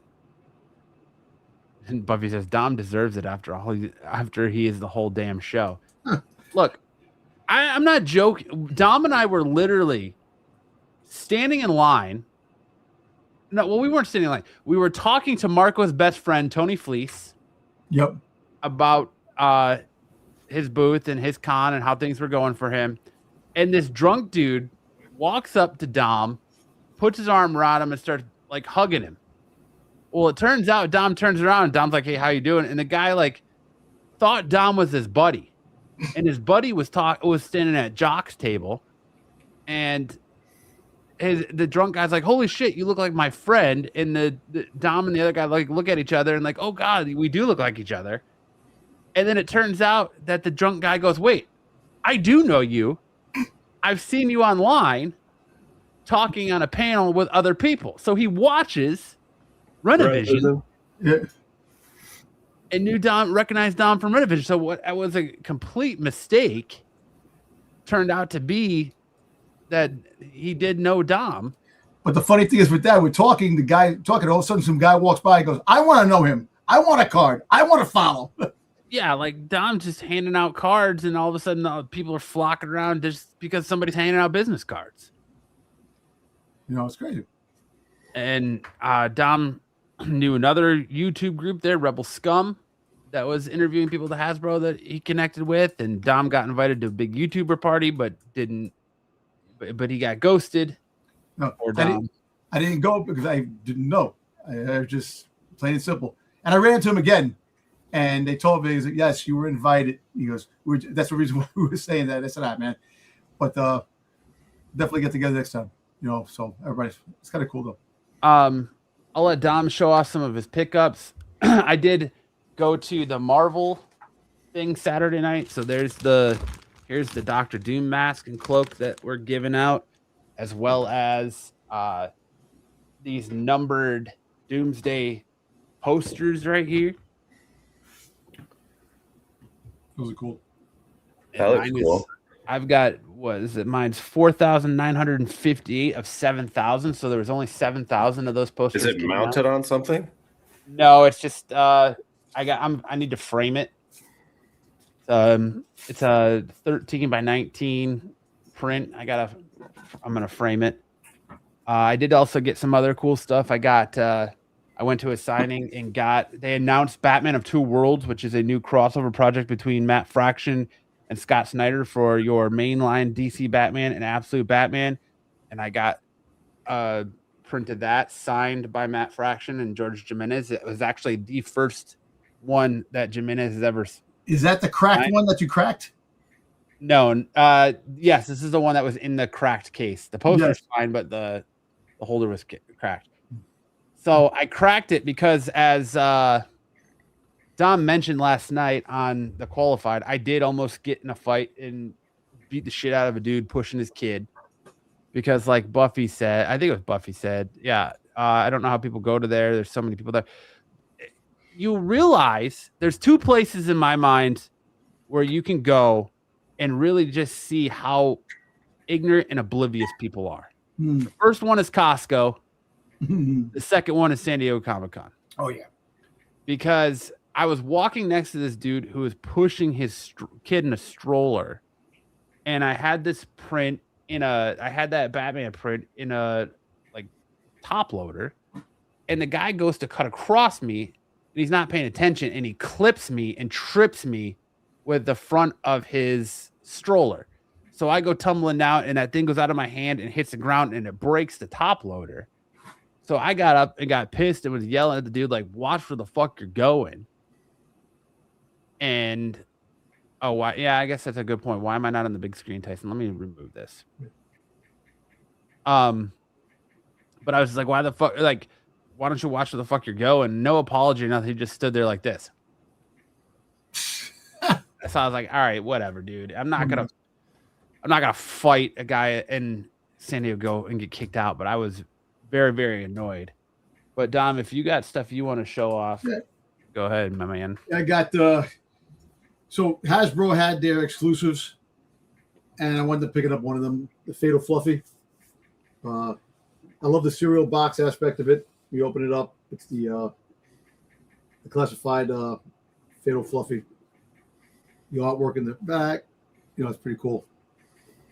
And the cereal box, it's really cool. I like the way the box looks. I got that. A friend of the channel's, who's also he works on Turtles. He did they had the Joe and Turtle crossover. I was able to get the Leo Snake Eyes and Timber, and he autographed it for me. Got that. I wasn't expecting this, but I appreciate it. You know, Justin hooked me up, and I thank him for that. And then I got the one thing that I really, really wanted. The Jazzwares concept art Slave One. Every day they were sold out with this when I tried getting it. And then I went to somebody and they gave me a wristband. I got online. They sold out. But when I went to the front, because Matt asked me to get some from him, they had this sitting on the shelf. This was like the showpiece. And I asked, can I have that? Can you sell that? And they looked, they said, yeah. And I got it. So I was able to get the one thing I wanted. This bad boy is going for like almost $200 online now. But I don't care because I wanted it for me, not to sell. And I got a couple other things, but those are the big things. And the Jim Bro Skeletor that Matt picked up online for me. I appreciate that. Other than that, that's about it. You know, I got the other little things. I went to a concert to go see Cole Slither, Knights of Unicron, and Gem. And I got an album. I got the new album that they actually redid the music over. Stan Bush was playing his tunes that he played in Transformers the movie, and Sebastian Bach was also performing, which he also performs on this the reimagined album. And I got this from the RPM booth. It's like a tape deck, sound wave. You open it up. It's actually a cassette tape of the reimagined movie, like Laserbeak, and a couple of pins. And I just found out that there's a variant of this with Ravage. So now I have to definitely hunt that down. But those are my pickups. Nice. All right, I'll go full screen on mine just to show off for Tyson. But there you go. Awesome. There's the Batman in Two Worlds signed by George Jimenez right there. He put first because this was the first one he signed. And then there's Matt Fraction's signature. That's awesome. First, you got the first right one. That's 1-1. Yep. I'll show off the Jim Bro Skeletor a little bit more for people who wanted to see it because it was one of the hotter sought after. That's a badass toy, man. I'm sorry, man.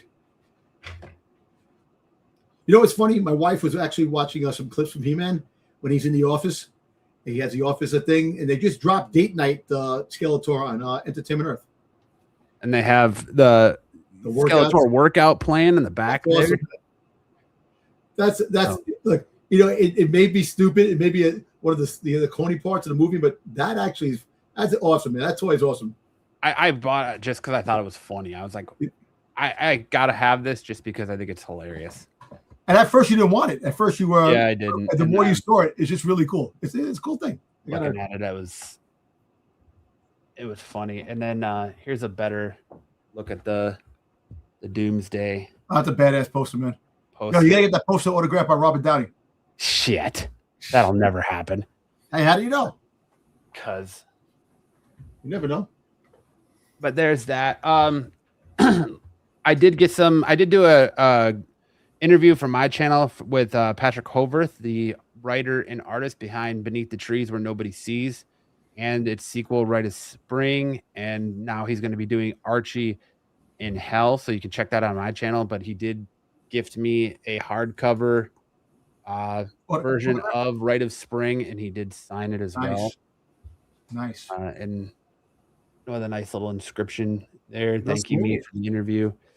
See, I got the Dan Panosian cover of Invincible Iron Man 190 or 149. That's actually pretty cool. Inside the Marvel 616 blind bag. I did pull that and got Panosian to sign that at the con. I did get my number 1 of Rite of Spring signed by Patrick as well. I picked up the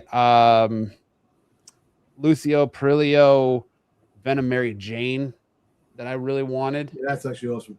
And I did get Perillo to sign it there at the top. I think I'm a Mary Jane collector. I think this cover is fucking fire. So I got that cover as well as Daniel Warren Johnson to sign by Do a Powerbomb. Yeah. Tell him how you got that. Tell him how you got that. I reached out to Dom and asked him to get that because I wanted Daniel Warren Johnson to come on our wrestling show and talk about the book and talk about pro wrestling as well. So Dom worked his Dom magic and got in the line to get that done and talked with Daniel Warren Johnson there. Dom picked up a copy of Vampirates for me. It's limited to 400. So that was pretty cool. And then I did get these covers of Spawn and King Spawn that I really, really like, signed by Bjorn Bernandez. I think those covers are fire. I got Batman #1 here, signed by Matt Fraction. That's cool. And then I also got a couple of Absolute Batman signed because now I can put my 2 girls through college.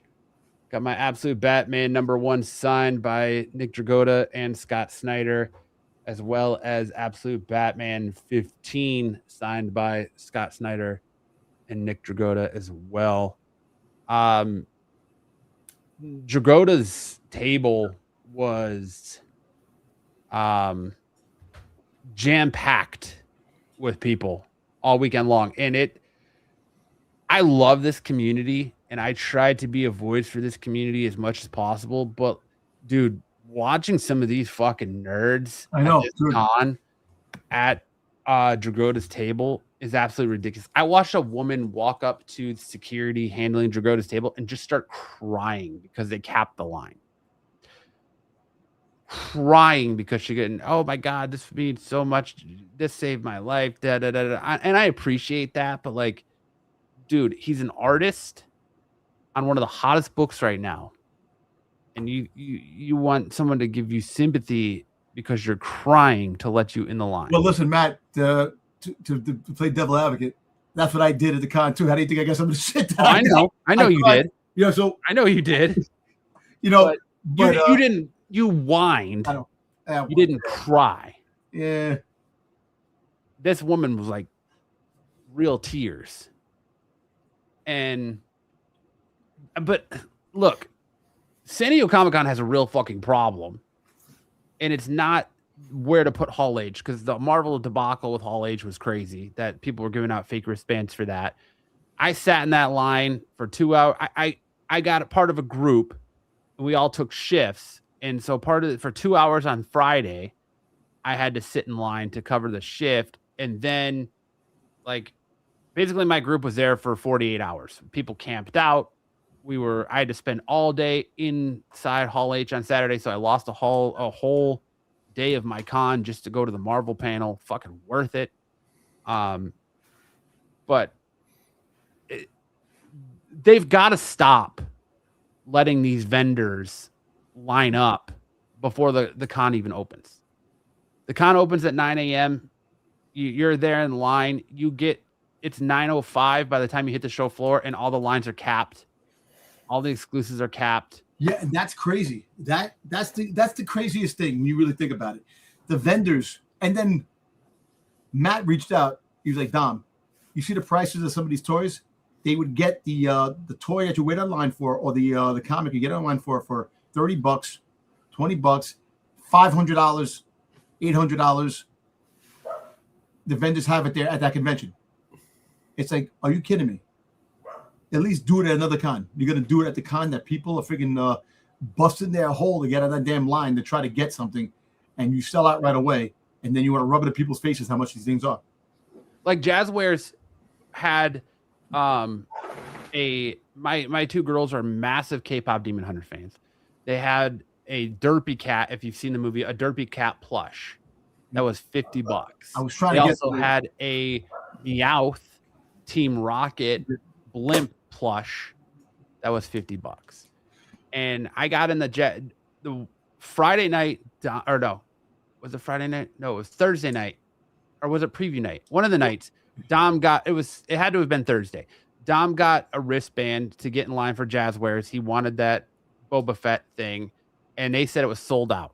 It was Friday. It was Friday, Matt. Friday. Okay. So they had one on the shelf still. And Dom ended up talking his way into getting the one they had on the shelf. So they only had one per customer. They were sold out of the Derpy Cat. So my oldest daughter, Logan, is a fan of this Miraculous Ladybug show that's on Netflix. So they had a plushie of that. So Dom got her that, but it was only one per customer because I wanted one for each girl because my 2-year-old is very much in the phase where she wants whatever her big sister has. And so to stave a fight, I was going to buy 2 of them. Well, they could only do one per customer. Cool. So Dom got me that. And I went back and got in line for Jazzwares the next day. And right before I got up there, the woman in front of me bought the last K-pop Demon Hunter's Derpy Cat. So it was sold out. So I couldn't get one. So I walked around the floor and I found her booth 2 hours later, and she already had that fucking thing up for sale for triple the price. So it's crazy that Comic-Con doesn't police that, and they should at least make it to where, like, all right, you can't sell this year's exclusives at this con. Like, you can buy them, but you can and do whatever you want with them, sell them online for whatever you want, but you can't sell them at this con for more than they're going for secondary prices. But they were, and it pissed me off knowing that she was right in front of me and did this just to resell it, and I had to fuck off and figure out something else for my kid. And they did that with the Funko Pops too. A lot of the Funko Pops. The Absolute Batman, Wonder Woman, and Superman selling for triple. So it's a debacle, and security was a debacle. I'm going to make a video. I got to collect my thoughts, and I'm going to make a whole video recapping my time at San Diego. But like the security, I used to praise San Diego Comic-Con for having the best security and having their shit together. And this year it was just a clusterfuck. They were rude. They were not forthcoming with things, didn't know how things should operate. It just was not, it was a clusterfuck of an experience. So, but all in all, it was good to see Dom. It was good to hang out with Dom. It was good to see other people around the con really embrace it. Get to meet some creators, get to have a good conversation with people. And it's usually all around a fun time, but just the actual like con experience this year was kind of a fucking debacle. But Cerez says, I can see Sam's inner monologue listening to Matt and Dom saying nerds, LOL. Nerd alert. Nerds! But we had a good time. You know, it was a good time, yes. For what it was, it was good. You know, cosplay, I got to see cosplay. You know, you don't see a whole lot of that in New York, do you? Well, basically cosplay there, but the cosplay is really good at San Diego. When the Saturday, the busiest time of the con, outside, people are wearing all these different costumes, and everybody's definitely having a good time and sweating their asses off because you know it's hot in those damn costumes. You know, but on Saturday, they had like all the Star Wars people come out, and they all come out and they all form a big photo at Comic-Con. And you know what's funny? The thing is that I was actually walking in Hasbro, and this guy turns around and goes, Dom Tober, it's great to meet you in person finally. And find out he is the head of the Boba Fett fan club, which has been running for 30 years. And I finally got to meet him. Guy's name is Aaron, and really cool guy. So if you go to the Boba Fett fan club, everything to do with Boba Fett, every item that comes to Boba Fett, comic book, everything. And I wound up hanging out with him for a little bit. We went to where the cosplay was, and we were watching all the people do cosplay. And it's funny, like I told the guys yesterday, I turn around and I tell him, I go, yeah, now all we need is a Princess Leia in slave gear. And sure enough, he taps me in the shoulder and goes, yeah, you wish some dude dressed as Princess Leia in slave gear. That's the only slave Leia that I saw. It was a guy, and he was in out of shape too. He wasn't even in good shape. I'm like, damn. But it was fun. I'm not joking when I say Dom knows everybody. Like, he's rubbing elbows with people in Hasbro. He's up here talking to the guy who's the head designer for the G.I. Joe's line on Hasbro. He's got people in Jazzwares Dom knows fucking everything. It's crazy. But the funny thing is that I got to thank my brother. My brother, Geekstronomy, he is the one, because with him going to toy fairs and going with him to New York Comic Con and do all these things, he meets these people, and then I get to meet these people, and then I meet them down the road. Like I went to a Hasbro breakfast, 2 years in a row, because of my brother, and as the years go on, I get to know everybody, the people now, and the lead designer from G.I. Joe. I got to know the guy who just left. I knew, and it's really cool when people recognize me from being on YouTube, and I laugh because I'm like, I just do YouTube. I do it for fun, I do hang out. We talk about all the nerdy stuff that we like, and when people like reach out, I go, "Oh my God, you're Dom Tober from Renovision." I'm like, "Yes, I am." I go, "Oh my God, we watch all the time. You're great. I appreciate that." But I do this for fun, man. This is something I do because my wife doesn't want to hear me ramble about things, because she's tired of my crap that she don't want to hear about Boba Fett showing up in other places and things like that, man.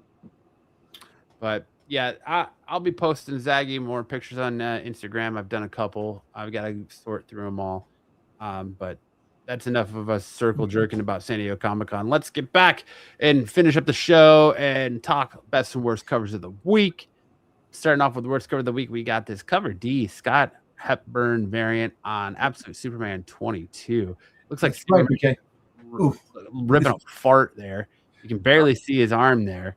It looks like he's turned just ripping a fart. I know. It's like, oof. Now you see the hand in the and flame. It looks like he's got a giant just wad of chaw on his lip there. Yeah. He's a Zenner. Superman loves the Zens. But his body's like so disproportionate. Look at his arm. Look at his shoulder. Like he has how many shoulders? Like he has a muscle here, then a muscle in the back, then a muscle behind his elbow. Don't be jealous. Don't be jealous, Dom. You could do it too. Just gotta get a little dehydrated. I know. He looks like he was drawn by Dom's new best friend, Rob Liefeld. Hey, there you go. I got a picture with Rob Liefeld. Yeah, that's another thing. It's funny. Then we got this Megan Hetrick Mary Jane Watson variant. It's not bad. Other than the fact that her head looks like a thumb and you really have no distinction between her neck and her face. Like you get this little line here, but it just kind of looks like the neck runs into the face. You see a side titty where the other side, you don't see the side titty. Yeah, why is Mary Jane in the X-Men? It's just 60 years of Mary Jane, so she's got a bunch of variant covers across all the books this week. Okay. Liefeld's dream. You didn't have to draw feet if you're on fire.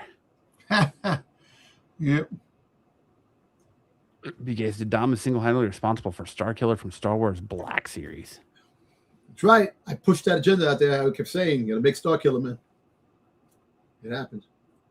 Then we got this Peach Momoko Venom variant for Venom Unchained, which, for a Momoko and her style, if she's doing Venom, I expect something a lot crazier than this.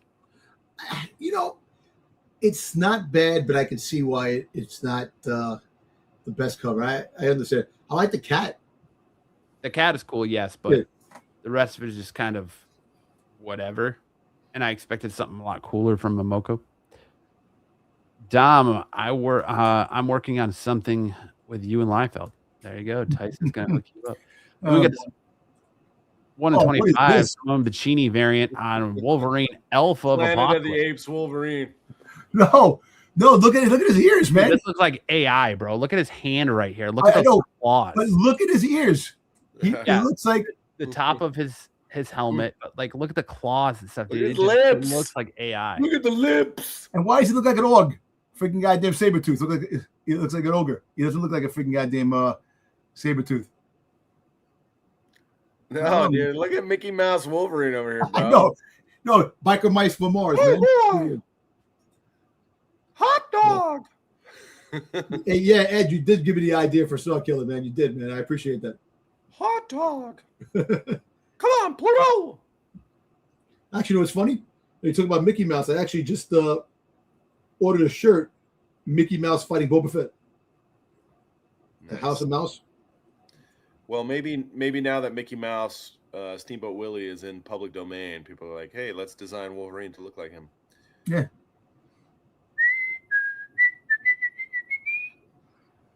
Hey, I like those black and white cartoons, man, back in the day. Oh, There was no filter back in the day with those cartoons. dude, some of those are really weird. I know they are. Remember the Popeye? Remember the Popeye when he was in the friggin' with all the from Saudi Arabia? He's like punching like all the guys going back and forth. It was like like he was in the Middle East. Popeye. Yeah. He was fighting all the bad. Some wild Thick stuff. fingers. Yeah, very rough cover there. Yeah. Like, why is his? I don't think Wolverine's claw comes out of the top, Not like that. like I back feel of his like- knuckle. I was saying, why does Like Sabretooth Simone look like Bianchi. an ogre? Simone Bianchi only has a rough idea of what Wolverine actually looks like. But he actually does do pretty good artwork. He's done good artwork. This is It's good different. artwork, but he doesn't understand the design of the character. Yeah, probably not. He It's put in like the wrong AI prompts. Someone described it to him, and then they got interrupted about 50% of the way through. And so he's like, Look at Sabretooth's hand in the back. Look at the hand in the back. Yeah. I'm 4 more fingers. concerned about Wolverine. No, he's got 5. Really? 1, 2, 3, 4, 5. He's got 5. 5? Oh, I thought that was just a shadow. Oh.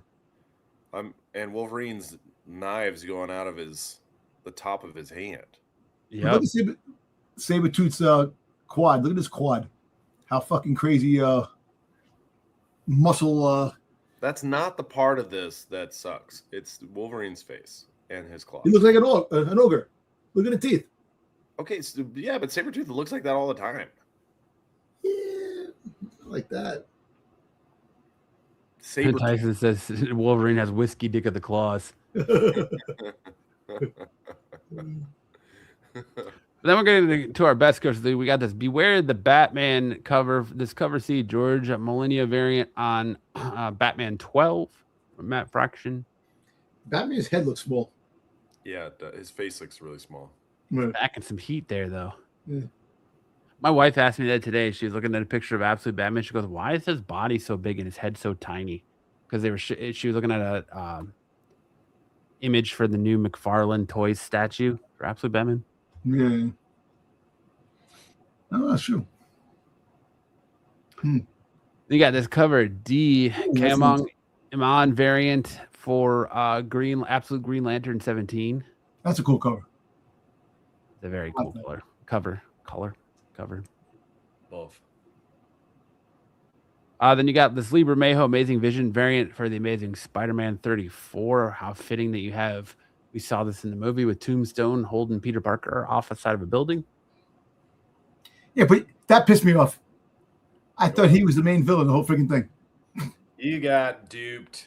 I know we got duped big time. Beat you with the okie doke.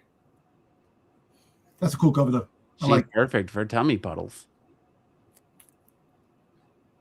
Then Then you got this Alexandra I like that. Lozano 80 Storm variant here on Uncanny X-Men 33. I like that. I like that a lot. Yeah, it's a very good, strong Storm, Yep. punk Storm variant. I like it, like the boombox, the graffiti on the side, the way I like this 80 vibe. Definitely, man. I love anything that's 80s vibe. That's my shit, man. And then you got this Chris Enka variant on Fantastic 415. I love the way that she interpreted Sue Storm here, where the kind of negative space is where she's kind of phasing, half phased out and half in. Really well done. Then you got this cover B Alex Ekman Lawn variant on the Dead Man number 3. Oh, that's cool. Love the detail on that cover. And then you got this I can't even pronounce that. Scan. Siswan. Szechuan? So Is sure. Szechuan? Close enough. Shrizwan. Schwizwan. Close enough. Schwizwan. Venom Unchanged, part of the Queen in Black. That's cool. The Queen in Black had the blind bags, right? Yes. Oh, jeez. Talk to me about those blind bags. And then you got this cover B, Terry Clarkey variant on Supergirl Survive #3. That's pretty cool. And then this cover B, Lucio Perillo variant on Adventures of Superman, Book of L11. Well, that's cool. Hey, did you hear that we're going to be getting a what if type of scenario? Superman's getting bond with the symbiote. I did read that today, yes. Yep. And then we got this X-Men of Apocalypse Nightcrawler variant. Did you hear that? Did you hear that Nightcrawler is pregnant by Scooter Braun? I did hear that. I did hear that. Scooter Braun is pregnant. Got to figure muffin in the oven. And then you got what I think is the cover of the week. This Lee Bermejo cover B, Masters of the Universe #1. Oh, and you heard that's awesome. Their Rebellion is coming out. Kevin Smith is going to be doing the final Masters of the Universe on Netflix. I did hear that. Getting it? Watch that video on my channel because it was in his Hall H panel. Yep. That's so cool. But yeah, that is a sick Masters of the Universe cover. All we're missing is Hordak on the cover, man. Hordak, I would have bought this cover in a heartbeat. Hordak was it. Sam was just waiting to make that joke, Tyson says. I wanted to make it on the comic cover before, but I missed it.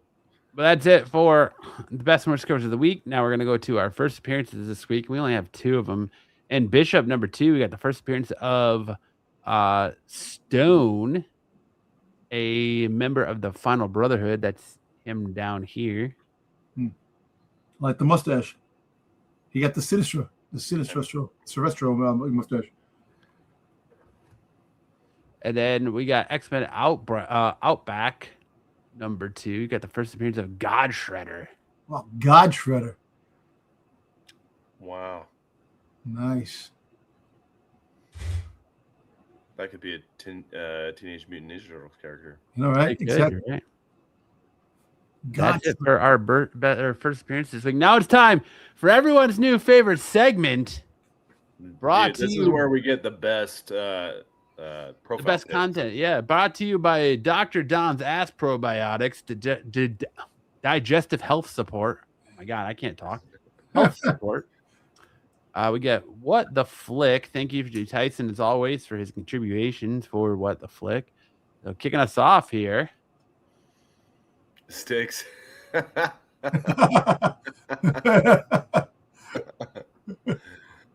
This is Sticks and one of the participants from Lowered Expectations a few weeks ago. Yes.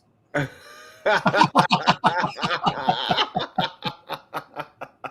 that's a good one.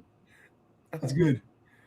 Oh man, what is this movie? Is it War of the Is this friggin' what the hell is this movie? This is the comedy. Is this with Jennifer Anderson and no, Fatal Attraction? Is it Fatal Attraction? No. Is it The Breakup? Breakup. Is that what you thought it was originally there, Dom? Is the Jennifer Anderson. Yeah, Jennifer Anderson and what's his face? Vince Vaughn. Vince Vaughn, yeah. I don't think this looks like Vince Vaughn or It doesn't look like that at all. No. Is it that Robert Downey Jr. movie with Marissa Tomei? It is Fatal Attraction. Fatal Attraction. See, I said Fatal Attraction next. Everybody loves Sticks. Sticks. Oh, jeez. That was great. Up next. I love this movie. This is my favorite movie. Oh man, this is awesome. Dude, I gotta get this in a poster size. Look at Sticks at the bottom. This has got to be poster size. Dom's on here twice. He speaks fluent Japanese.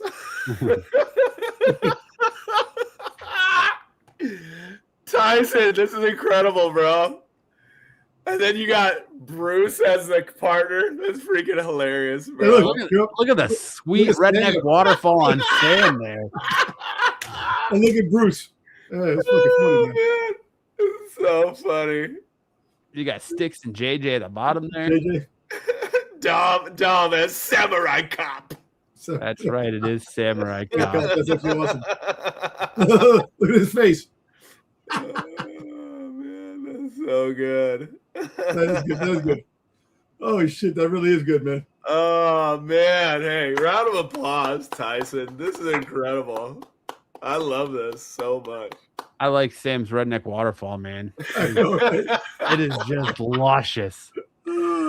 Oh, so beautiful. You really outdid yourself on this one, man. This is so good. Wait, who's in the middle? That's me in the middle. Oh, that's you. Okay. No, but look at Styx's face. He's at the bottom. Six. Crushed it. Nice, And man. Kyle. Yeah, dude. So good. You have the right to remain dead silent. Ed's like, how much time does this take? And they got me there as Fujiyama. That's funny. So funny, bro. Up next. Fucking Joe. Oh, isn't this fucking got the prisoner cell some shit? Oh, what the hell? Is this Caged Heat? Caged Heat? It is not Caged Heat. No. This is like an older movie. This looks Yeah, it's like freaking goddamn delinquent schoolgirls or some shit. No, It's close. The tagline is a shocking true story of delinquent schoolgirls. Yes, yeah. Isn't this fucking It is prisoner? not Meatballs do. This is a shit prisoner or something. Prisoner cell block H or some shit. Remember that TV show on Channel Ed 11? says, nice chest, Jedi. Nice rack. Oh, Jesus Christ.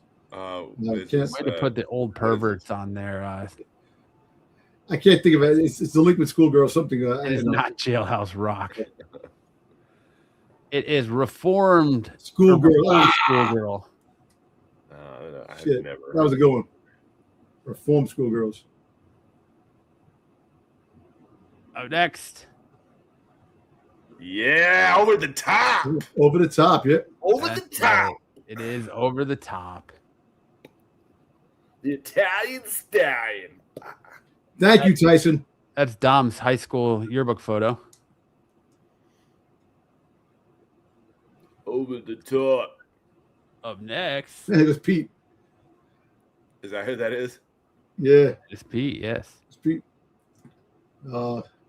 Something Tiny Men. Something. This was toy. Not toy soldiers. Thank you, Tyson.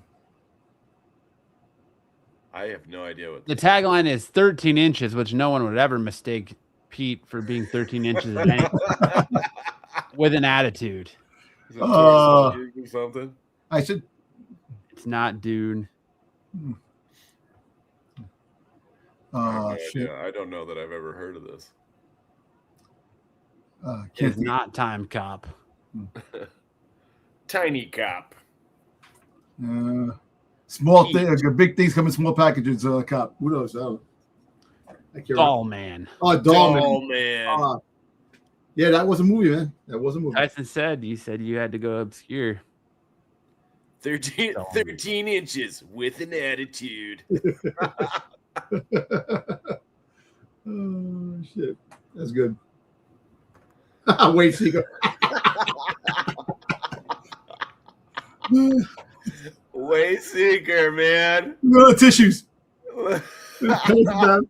Nubs is covered in jism. Oh, Jesus. Oh, my gosh. That's a good one. Oh, shit. What's this movie? Oh, damn. This is crazy, bro. Oh, damn. I have no idea. I laughed so hard when I saw this because he fucking nailed this. Oh, Poor Wayseeker. Yeah, he doesn't even know what's going on. I should take a picture and send it over to the dark side tomorrow. Oh, my gosh. Oh, Wave Seeker, just text. As soon as Wave Seeker's name comes up, he in the chat, he just texts him. Remote control. No, it's not remote control. My left hand sore. I don't know. I can't I have no idea. think of the name. Confessions of a Porn Addict. Oh, shit. Yeah, oh, shit. That's right. This movie came out a while ago. That's a good one. That's a good one, Tyson, man. Heard of this movie.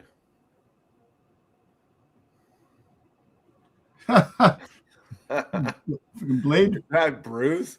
Who is that? That's Corbin. Corbin. See, I couldn't Is it tell Blade? it was Corbin because you can see his ears. It's not Blade, right? It is Blade. It is Blade, yes. Blade. Oh. Look how disproportionate that body is, man. Good night. Look, he was more like Blade Sticky Fingers from the on Spike TV than Blade in the movies. The Sticky Fingers played Blade. Matthew. War Dogs. Isn't this freaking goddamn the Johnny Depp movie what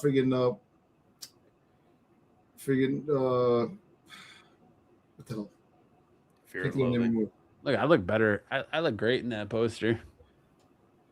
I put the picture Tyson made of me in the James Dean Rebel Without a Cause up the other day on my social media, and my dad calls me and he goes, "Oh, I see you're having fun with AI, huh?" I was like, leaving no. Las Vegas. And I was like, "What are you talking about? Just it's not leaving Las Vegas." Like, are you talking about the James Dean photo? He's like, "You ain't no James Dean." Damn. It is a Tom Cruise movie, Ed. Yes. Yeah, Tom Cruise movie. Not Air America.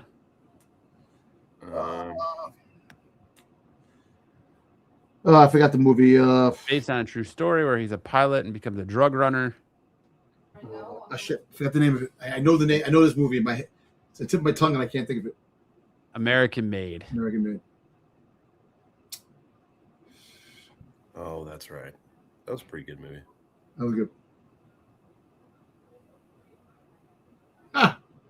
There you go. There you go, Sam. Get the wig on the end. That's you right here. There goes Sticks. There goes Sticks, and it goes freaking up Matt. What the fuck's movie is this? Oh, Jesus Christ.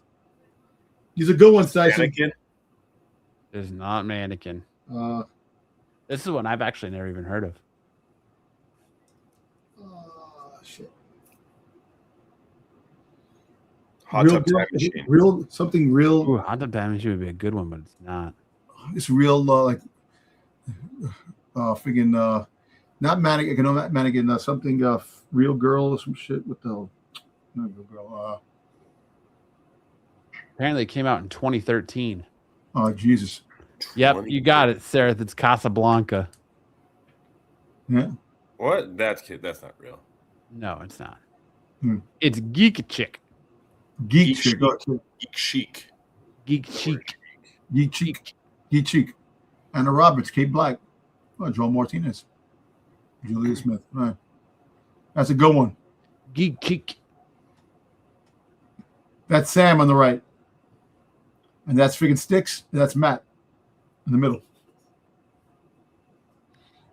And by far, other than the Wayseeker, my favorite of the week.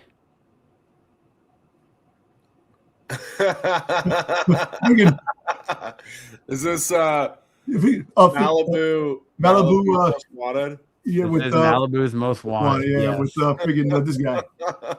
Freaking Jamie Kennedy. Yep. Malibu's Most Wanted. That's good. Sticks is gangster.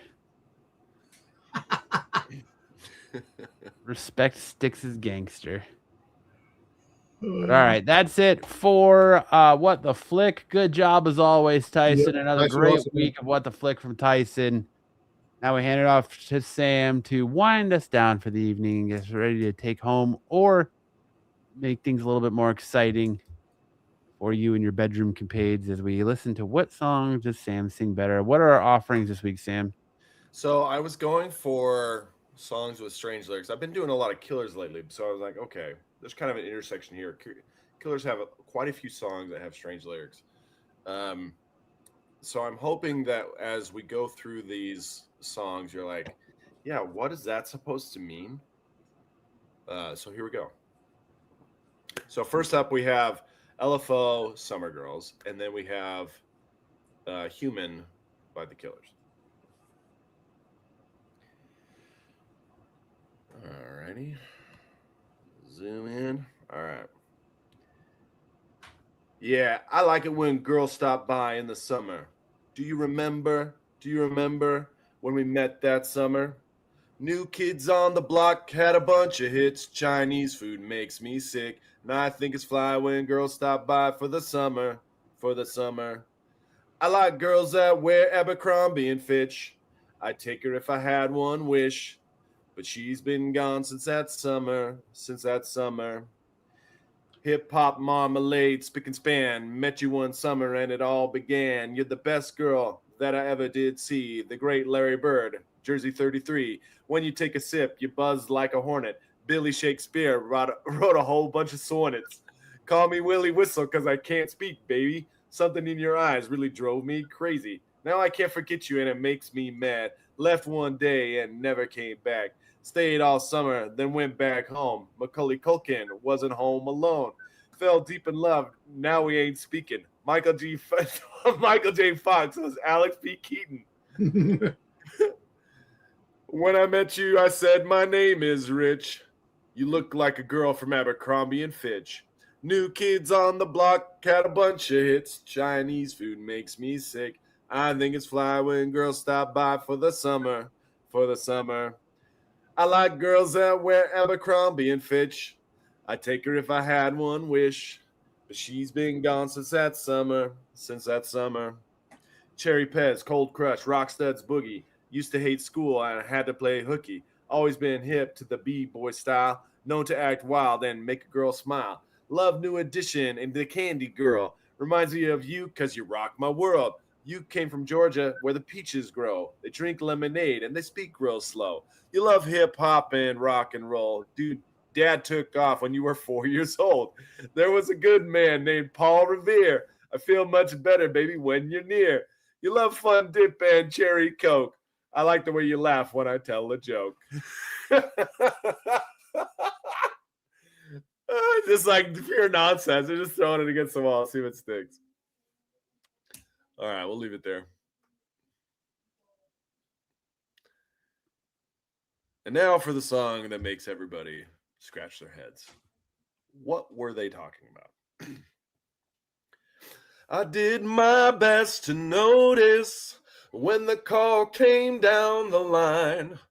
Up to the platform of surrender, I was brought, but I was kind. And sometimes I get nervous when I see an open door. Close your eyes, clear your heart. Cut the cord. Are we human? Or are we dancer? My sign is vital. My hands are cold. And I'm on my knees looking for the answer. Are we human?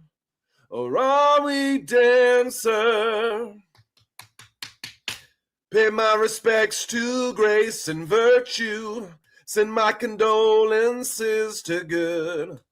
Give my regards to soul and romance. They always did the best they could. And so long to devotion. You tell me everything I know. Wave goodbye. Wish me well. You gotta let me go. Are we human? Or are we dancer? My sign is vital. My hands are cold. And I'm on my knees looking for the answer. Are we human? Or are we dancer? Will your system be alright when you dream of home tonight? There is no message we're receiving. Let me know, is your heart still beating? Are we human? Or are we dancer? My sign is vital. My hands are cold. And I'm on my knees looking for the answer. Are we human? Or are we dancer? Go figure. My wife was singing along too. There you go, Sam. Thank you. There you go. That was good. Good job, Sammy. Good job. There you go. Man, absolutely crushing it. And now you get a copyright strike tomorrow because of Sam's. It sounds just like them. Yes. Am I human or am I dancer? How about White some white Zombie or zombie or System of a System of a Down? Down, Sam? Yeah. My wife really loves Rob Zombie, so she'll help me pick out a song. But thanks for the request. I will put those in. System of a Down. Is that them? That's Corn. Oh, that's Corn. It's corn. System of a Down is Spiders. The song from on the soundtrack. I think Screams. They sing Spiders. Chop Suey. Chop Suey. Oh, Chop Suey. Spiders. I don't think you trust in my. Is that them? Yep. Self-righteous suicide. Yeah. Almost. Okay. Almost got that one. All right. That's it for that. Now it's leading into the final segment of the night where we don't want to talk about dudes and hot chicks. We just want to talk about comics. It's time for Misconnections.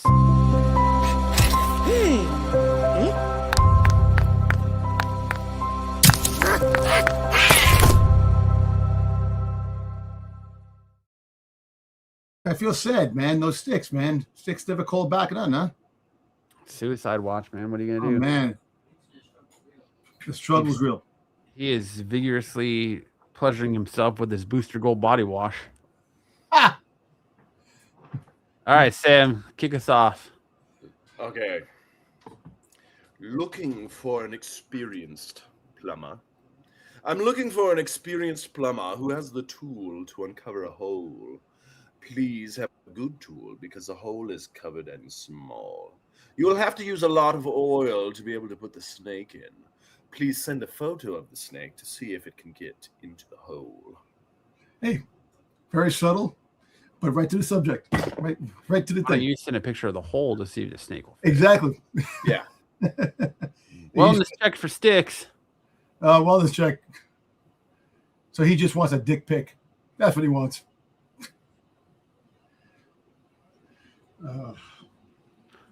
Struggle for fitness coach, part 4. Jesus Christ, there's 3 parts to this? Yeah. So I've been chilling for a while, but that doesn't mean life hasn't been interesting. A very attractive trans woman attended one of my classes. She had the sweetest personality and the easiest smile. Her body was amazing, and my thoughts were far from decent. We shared a nice sweaty hug after class. No lines were physically crossed, but mentally, I wanted to work out that sweet cake. Yeah. They had a sword fight when they hugged.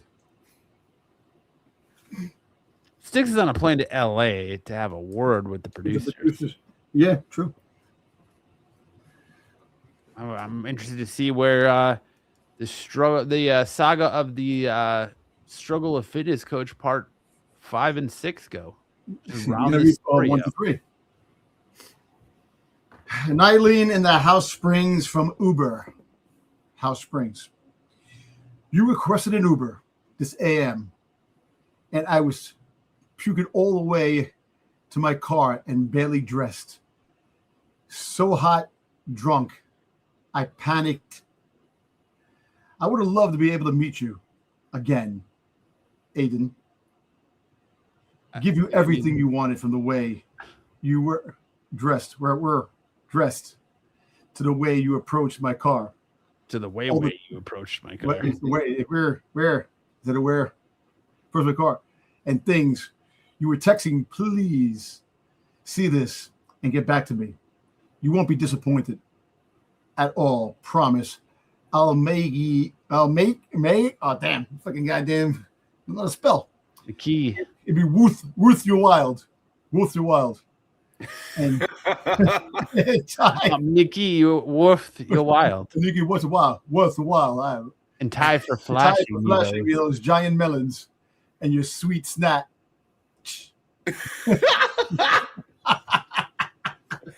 You see, snap. That's crazy. It's like the spelling letters were like trickling down to the line below. No, he's Buffy. I wasn't correcting. I was just reading what was written on the freaking thing, man. That's the way it was. Yeah. He's just reading it as it is. As it is. No one's correcting me. Pretty bad. Look, if you see the damn words, it's like, damn. Yeah, for real. Mexican man, Suitland. Mexican boy of 5'10" and 26-year-old. It's late at night in Suitland, and I'm masturbating. I'm naked in my car. He's doing a Knight Rider. With the driver's window down. Does anyone want to look and lick me clean? Ugh. No. You can just see the disgust on Sam's face. Fucking Knight Rider over here. Oh my god. I'm Gremlin MD on FF Baltimore. I know this is an absolute long shot. And you'll never see this, or it'll never get to you some other way, but here it goes. We met on an AFF, and on this exact day in 2018, and we had a great casual thing going on for a while, which I can't for the life of me remember what happened. I think my wife is burning the house down because my smoke alarms are going off. Yeah, actually, that's the kettle going off. No, well, then it's simultaneous because I can hear my smoke alarms going off. I should probably go check that out, but I'm committed to this. So anyway, you really enjoy the way I would perform Inglius on you? Inglius. What the fuck is that? Analingus. It's like cunnilingus, but anal. Anal? This is Dom's probiotics. Oh, okay. Yeah, exactly. Probiotics. Just say eating my ass. Like, why the fuck do we have to try to pull out a thesaurus and use big words in a fucking Misconnections post? I miss those days, to be honest. And if by chance this reaches you, I'd absolutely love to do it again. Sometime soon, at least one more time. Absolute bare minimum. Just sit on my face and let me go to town. I sure hope you see this. Fingers crossed. Yes, eat ass is a healthy probiotic. There you go.